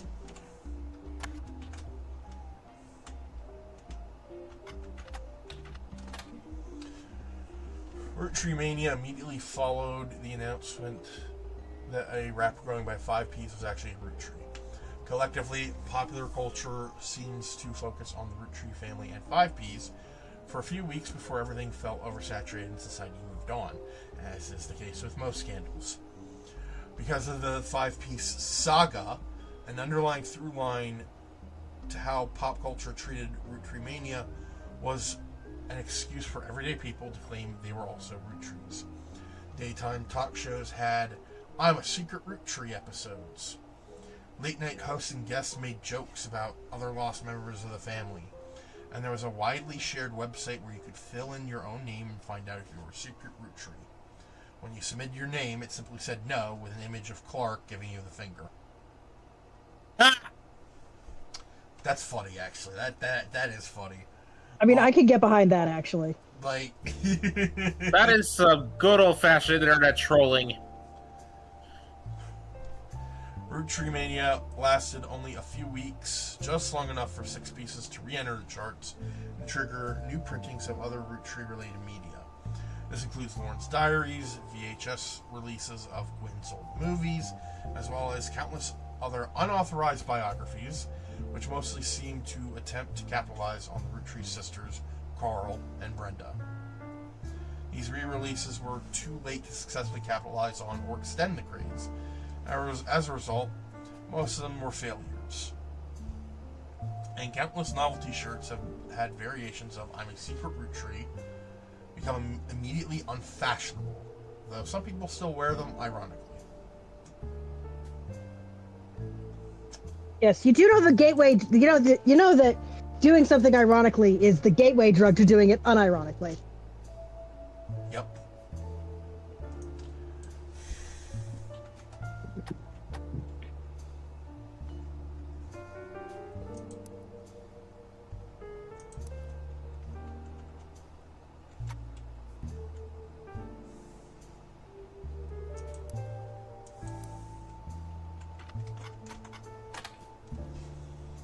Anonymom was the second high-profile case after Felix Fellows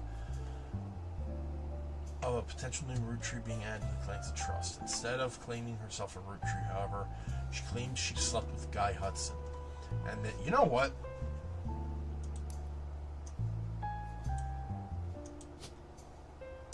I'm just gonna put Guy culture Hudson. is exhausting and stupid. We should just leave these people alone. I'm gonna put Guy Hudson in the one with 5 branches. I mean, honestly.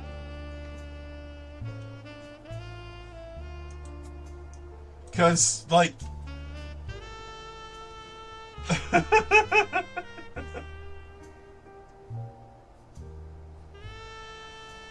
it makes the most sense.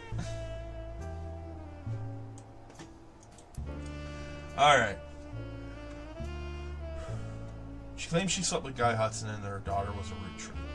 The accusation came during the height of Roottree mania and began with a brief TV interview. She appeared in the shadows with a disguised voice and promoted an article about herself in News Time. In the TV interview and the article, she referred to her daughter as Jane Doe Roottree. The name Anonymom was not self-inflicted. It seemed to spring up organically because nobody knew how else to refer to her. The day after the News Time article, Sam Matson publicly supported Anonymom due to some parts of the story she found particularly credible. With the momentum from Sam's endorsement, Anonymom went on a media blitz. Ultimately, this backfired. Let's just call her Karen, because that seems to be tripping you up, dude. Just call her Karen. As more details come out, people became skeptical of her story due to the extreme similarity to 5Ps. Her accusation even included many of the same details as his mother's story. This included her job, secretary, and the time period, late 70s. Okay, but are we just going to ignore the fact that Guy Hudson was a horn dog? Absolute man-slut from start to finish. So, frankly, I think that he should be the one in the 5, yeah.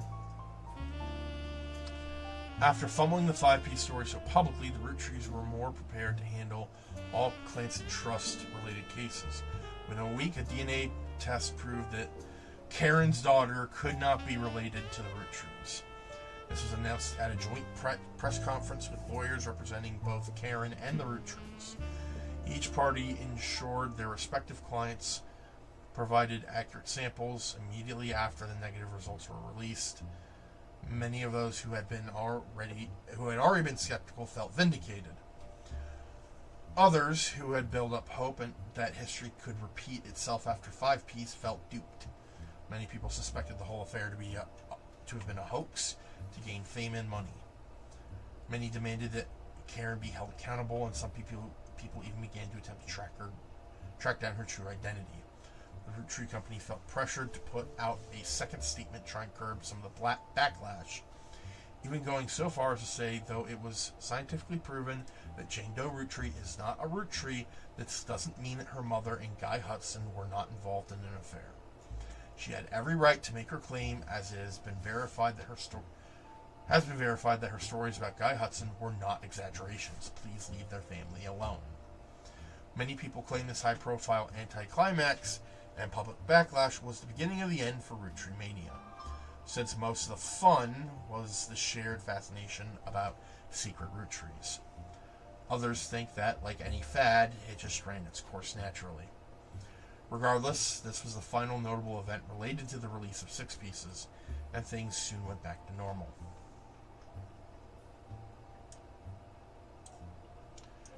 Alright. Periodicals.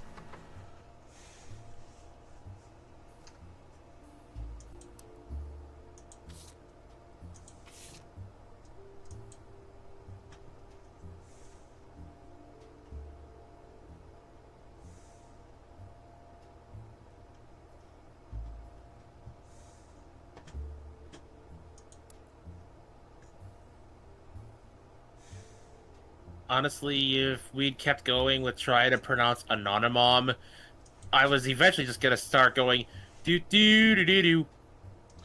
Phenomena. Oh, don't. No. It gave me the perfect opening to start humming Phenomena, and I was gonna take it.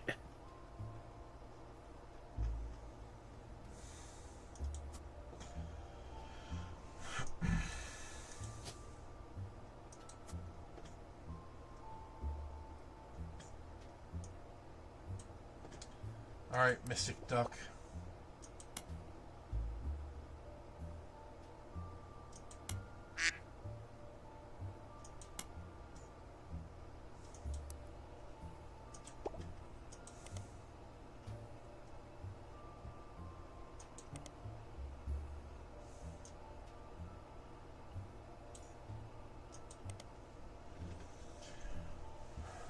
Root of All Evil is Five Pieces' debut album. According to various sources, the album is mostly material that Five Piece recorded for his mixtapes before he became notable, but re-recorded with lyrical differences in professional production. All Your Problems was the first and only single released. After dropping the single, Five Piece announced he retained the infamous celebrity lawyer Stevie Whitlock to sue his family. To date, it doesn't seem like he's followed through. At first, the single didn't make much of a splash, but Whitlock, known for publicity stunts, paid thousands of teenagers a few dollars an hour to call and request the video on MTV, which increased its profile. MTV eventually caught on and banned the video altogether, which in turn received national news coverage and made the song even more popular. Oh, yes. I almost forgot. This is the late 90s, back when MTV actually played music. And music's still on MTV. Her two kids in high school, they tell her that she's uncool. Sorry.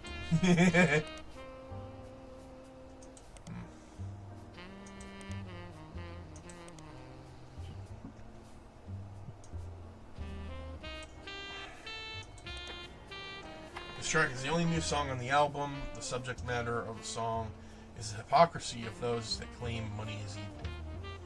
He points out that the only people who think money is evil are those that have it. Those that can afford to not be greedy. In the song, Five Piece triumphantly talks about taking the Roottrees' wealth due to it being his birthright and giving it to those who need it most. You find a copy of the song on a suspicious-looking website and download it for your records. Yeah, that needs to be part of the soundtrack they sell you.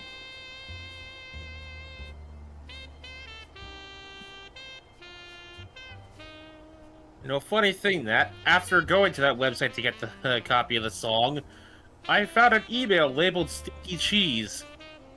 Now, I've heard the Weird Al song. I deleted that thing instantly.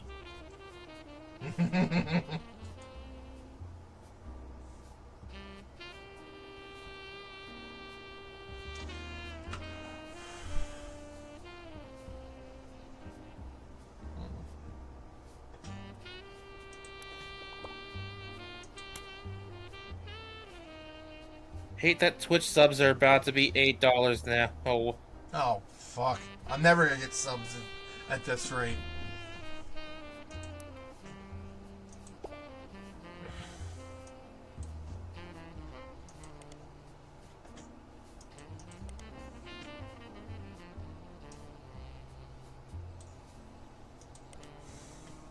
don't even make subscribing cost money. It's not like you see any of that.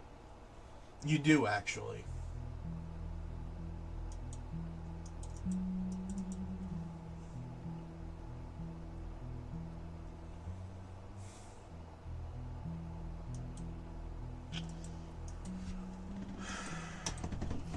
It all adds up to the amount that Twitch sends you. Originally, you had to earn about $100 before Twitch would send you a check. Now it's $50. Oh wow, they had to vow to the fact that the $100 thing was not cost effective. Oh. Yeah. Doc. And I can't... Is there a way to paste with the keyboard? Yeah. Okay, please teach me. Okay. Highlight what you want. I already did. Control C. Oh. Control C. Go to the text box where you want it, and then Control V.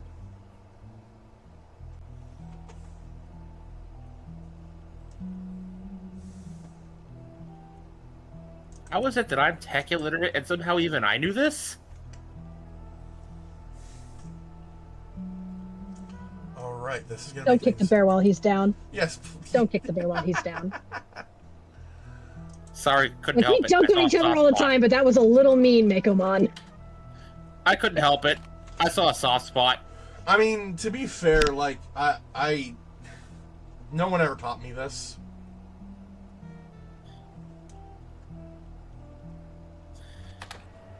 Yeah, genuinely sorry, Bear. I didn't mean to. You're fine. I'm not angry or anything. And, like, I do mean I didn't mean to. It wasn't even intended to be a joke, just an observation.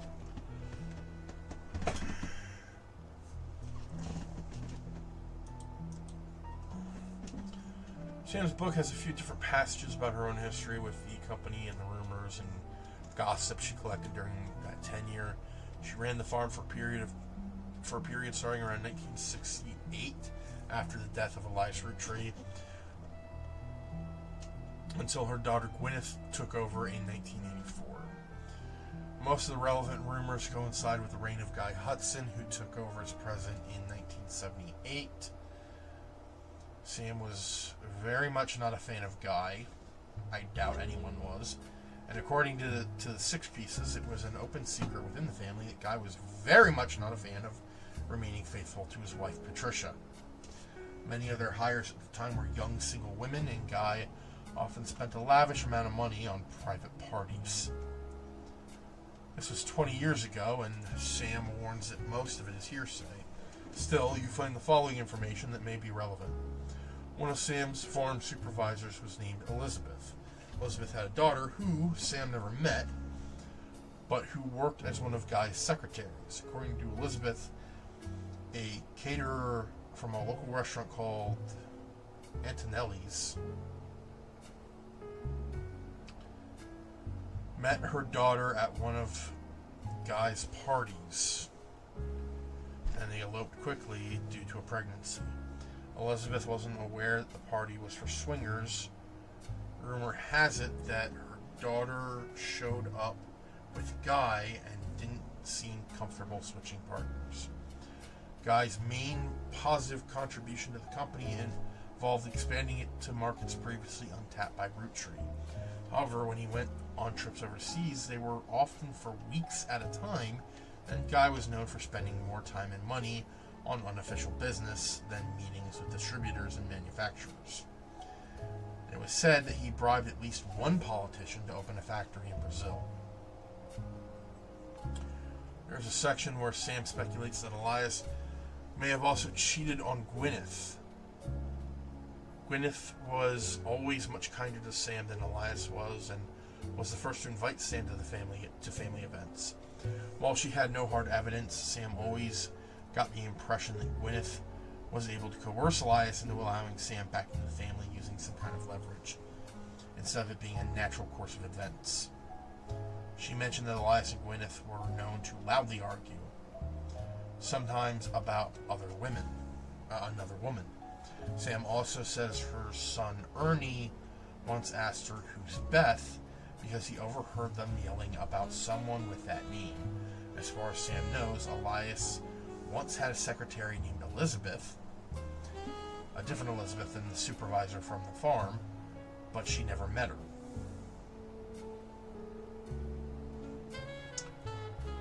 Interesting.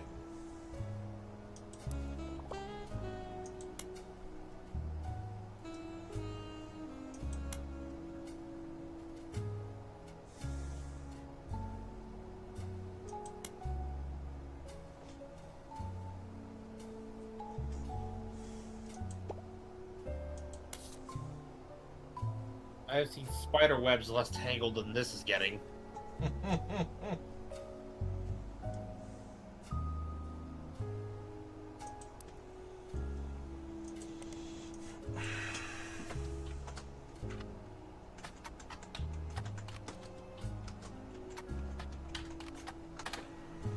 After the release of Six Pieces, Caroline Morden did a television interview. Someone has uploaded a partial transcript of that interview on the television section of a messaging community. The transcript is only her answers and is missing the questions. This creates a somewhat confusing reading experience, but it does give you a bit more history about Caroline and some of her family members.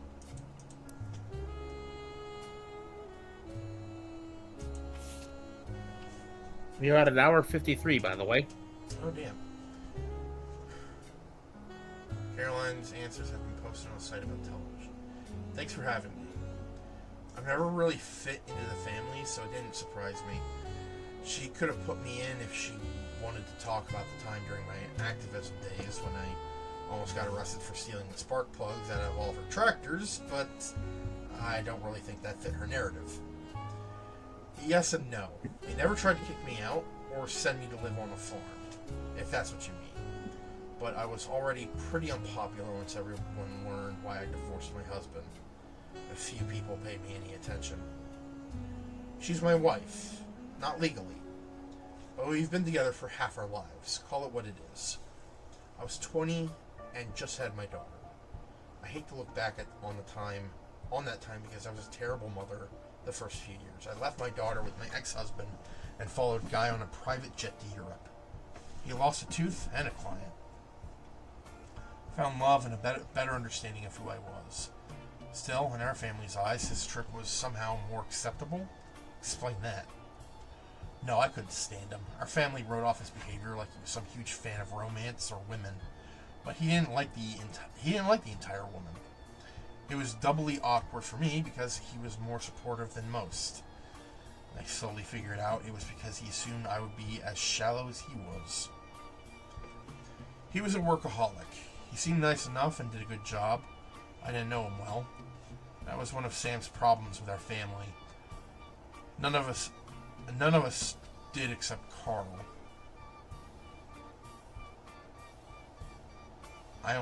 Honestly, I get why she's pissed.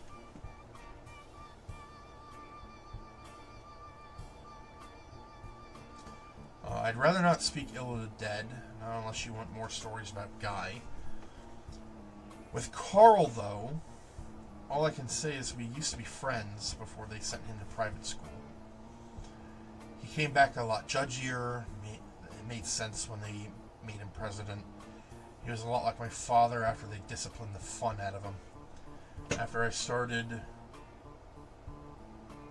protesting the farms, he stopped returning my calls. Oh, well, he's harder to label. When I was a teenager, he was basically drunk or high or both. All the time. He actually used to sell me pot. His problems with women were different than Guy's, but he never really judged me. Guess he knew it would be pretty hypocritical to judge anyone for anything. Back then, he was destructively unreliable in every way, but nowadays he's just kind of boring and old. I prefer that to how he used to be, and to Guy and Carl. It's still a cautionary tale.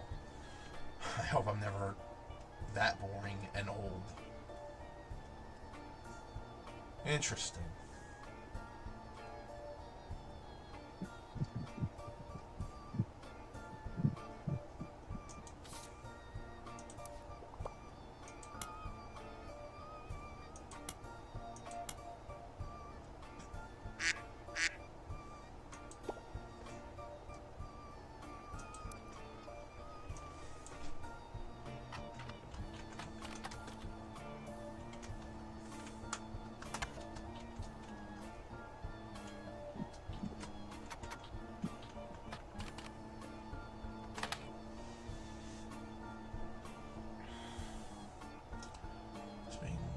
Most upscale memory care facilities in Pittsburgh. Oh no, Lauren has Alzheimer's. It's horrible.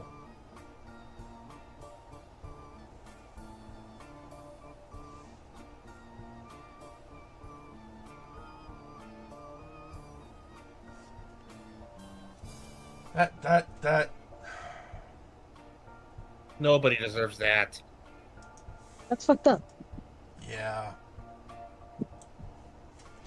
After everything she's gone through, like, come on, man.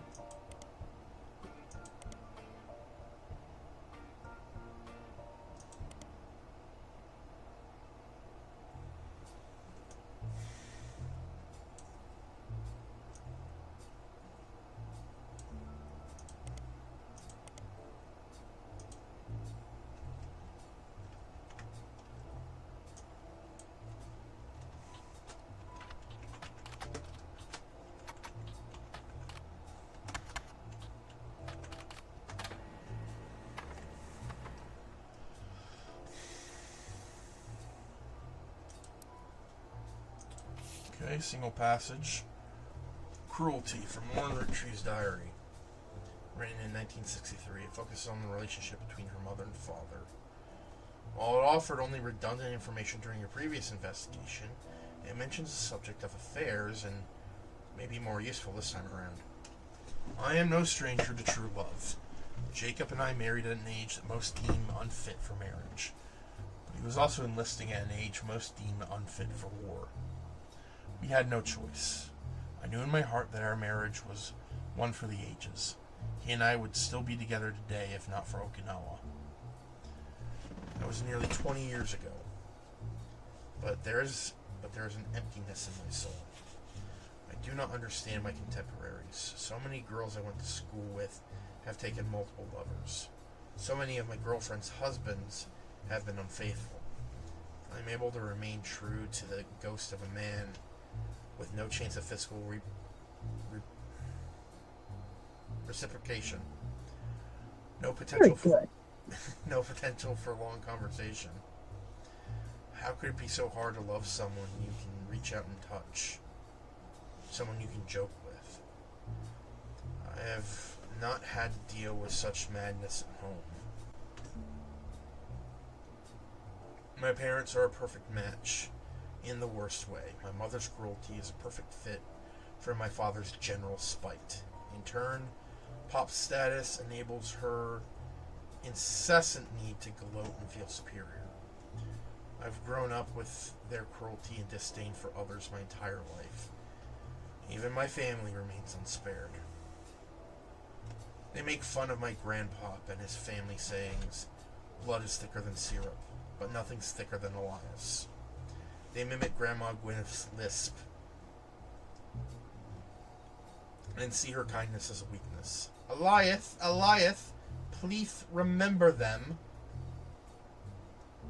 Not even our family's Maladies and religion go unmocked. Remember, God only put one eye in Miracle. I can say without a doubt in my mind that my parents have never had eyes for anyone outside their marriage. They're too self-centered to look astray. That has got to be the most work put into a burn I've ever seen. Like, it feels very low effort, but extremely impactful. Yeah. Also, Gwyneth had a lisp. Yeah, So that might be important information. So she was. So if, according to Six Pieces, if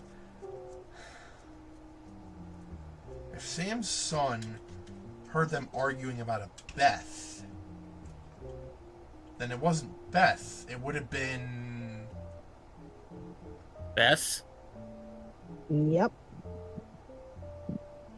Oh shit. Archived evidence.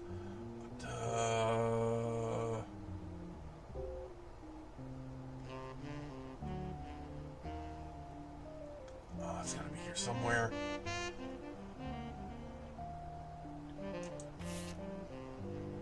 I don't remember getting that. Anyway, 2 hours, by the way. I know. Oh, did we not get like physical evidence? Tommy.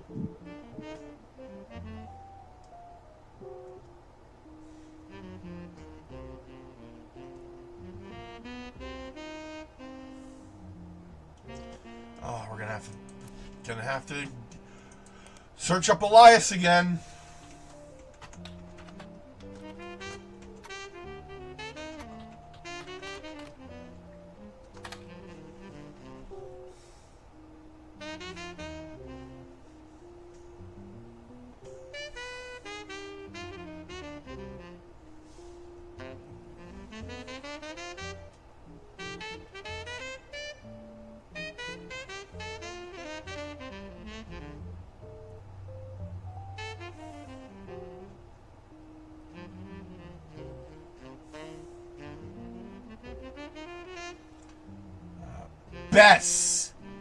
Bess Williams.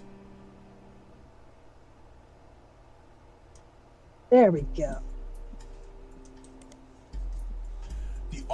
She was an author born in the late 1800s. She lived just outside of Miami, died tragically young in a major hurricane that struck the area in 1926.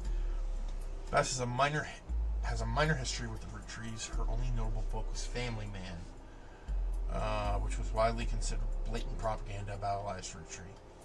It had been all but forgotten until recently when it was re-released during the height of Roottree mania.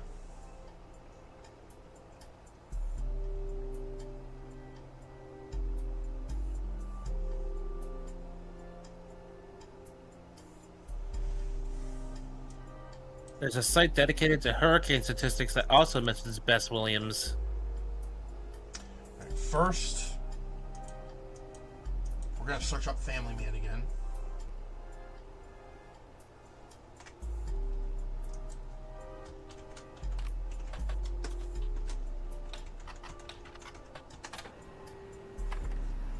There we go.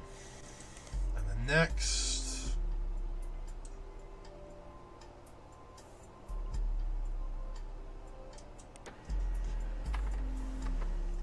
The Bocadoro Library. no longer exists. You find multiple libraries in the area, according to the website. For the library system in Miami, the building where it once sat is now the Miami Print Museum. Searching for the Miami Print Museum, you come across their website. It states their hours and a list of exhibits. The building is very small, admission is free, and they only have room for a few different displays. One of the exhibits is in their courtyard, which includes a fountain, as well as a statue of an unknown author. The picture has been added to your evidence. Another is a printing press that was used by the Miami Sunday, now a defunct weekly newspaper. The last is the original print of Cuba by Cubans, an art book.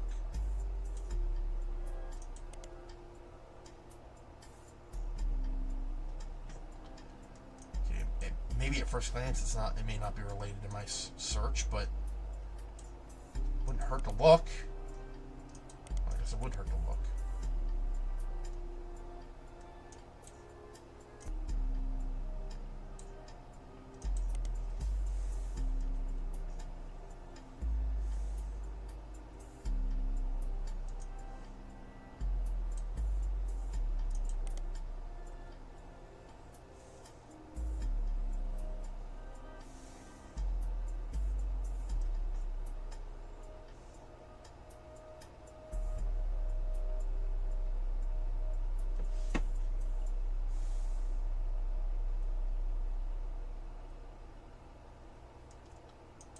Is that really it?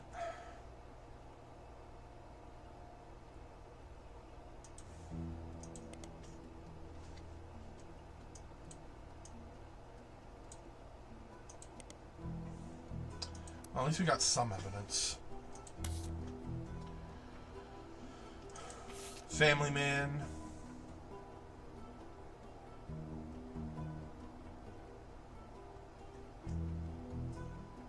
The best thing it has going for it is that it's only 85 pages long.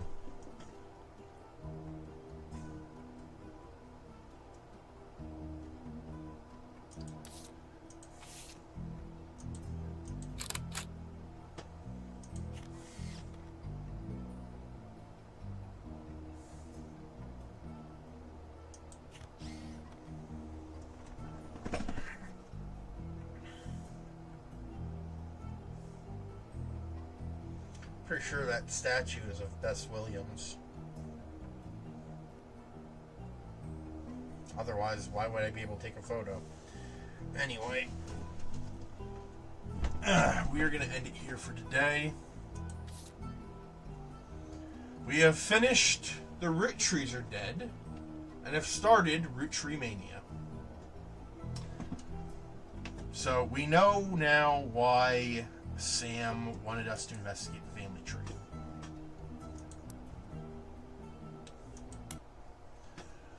It was because her father, not her biological father, was in fact the secret sixth five-piece, Edward Clancy. Egg cream, as I kept ranting and raving about.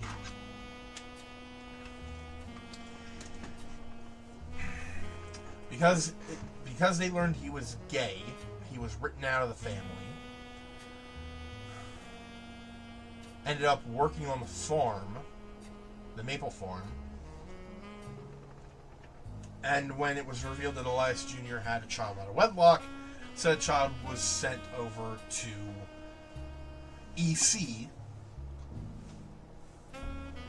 to just quietly make everything disappear. However, when Sam learned the truth, boy, there's nothing like a woman scorned. Mm-hmm. She made damn well sure that everyone knew the truth about Elias, the five pieces, and what they did to her family.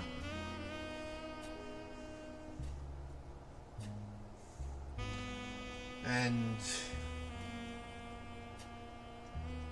now, potentially because of her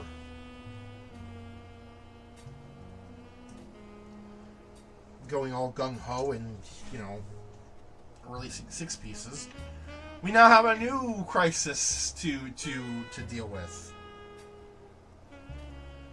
Potential members of the Roottree family.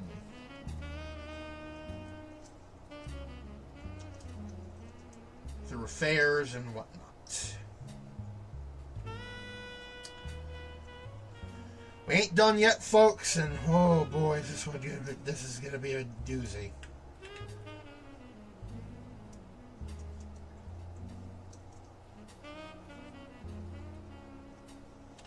But until then, this has been Vegas Bear 92. With Mekumon, Rebel Deva.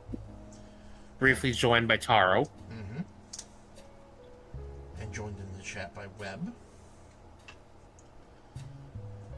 And we will see you tomorrow? Yeah, tomorrow. For Resident Evil 5. Assuming the weather doesn't just destroy Mekumon's internet connection. Again. And on that note, we always mention to like stay safe, stay comfy, and all that good stuff. But like, especially in the coming week plus, with more and more snow coming around the northeast coast area, keep safe out there. Yes. Please do.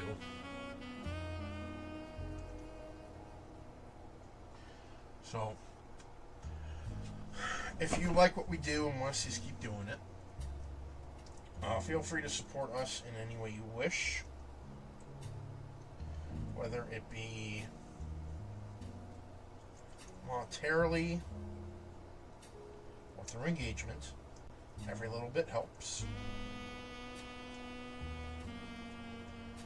And as mentioned before, stay safe, stay comfy, stay hydrated, stay healthy, be good to each other, especially in these trying times. And we will see you all on the next one. Peace. Remember, kindness is free, but cruelty has a cost. Man, I kind of wish Clancy Edward was still alive just to see the release of 6 pieces, just so he can just have a fucking panic attack and just be like, no. I'm pretty sure he's rolling a racetrack with his grave. Yeah, frankly, that man could probably power the eastern seaboard by the amount he's rolling in his grave. He's not just rolling, he's spinning.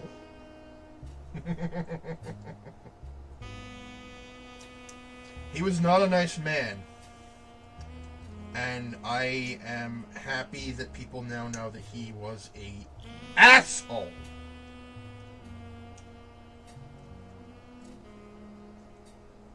In response to what Davis said, well, at least he's finally useful for something. True. You're so right. Alright, well,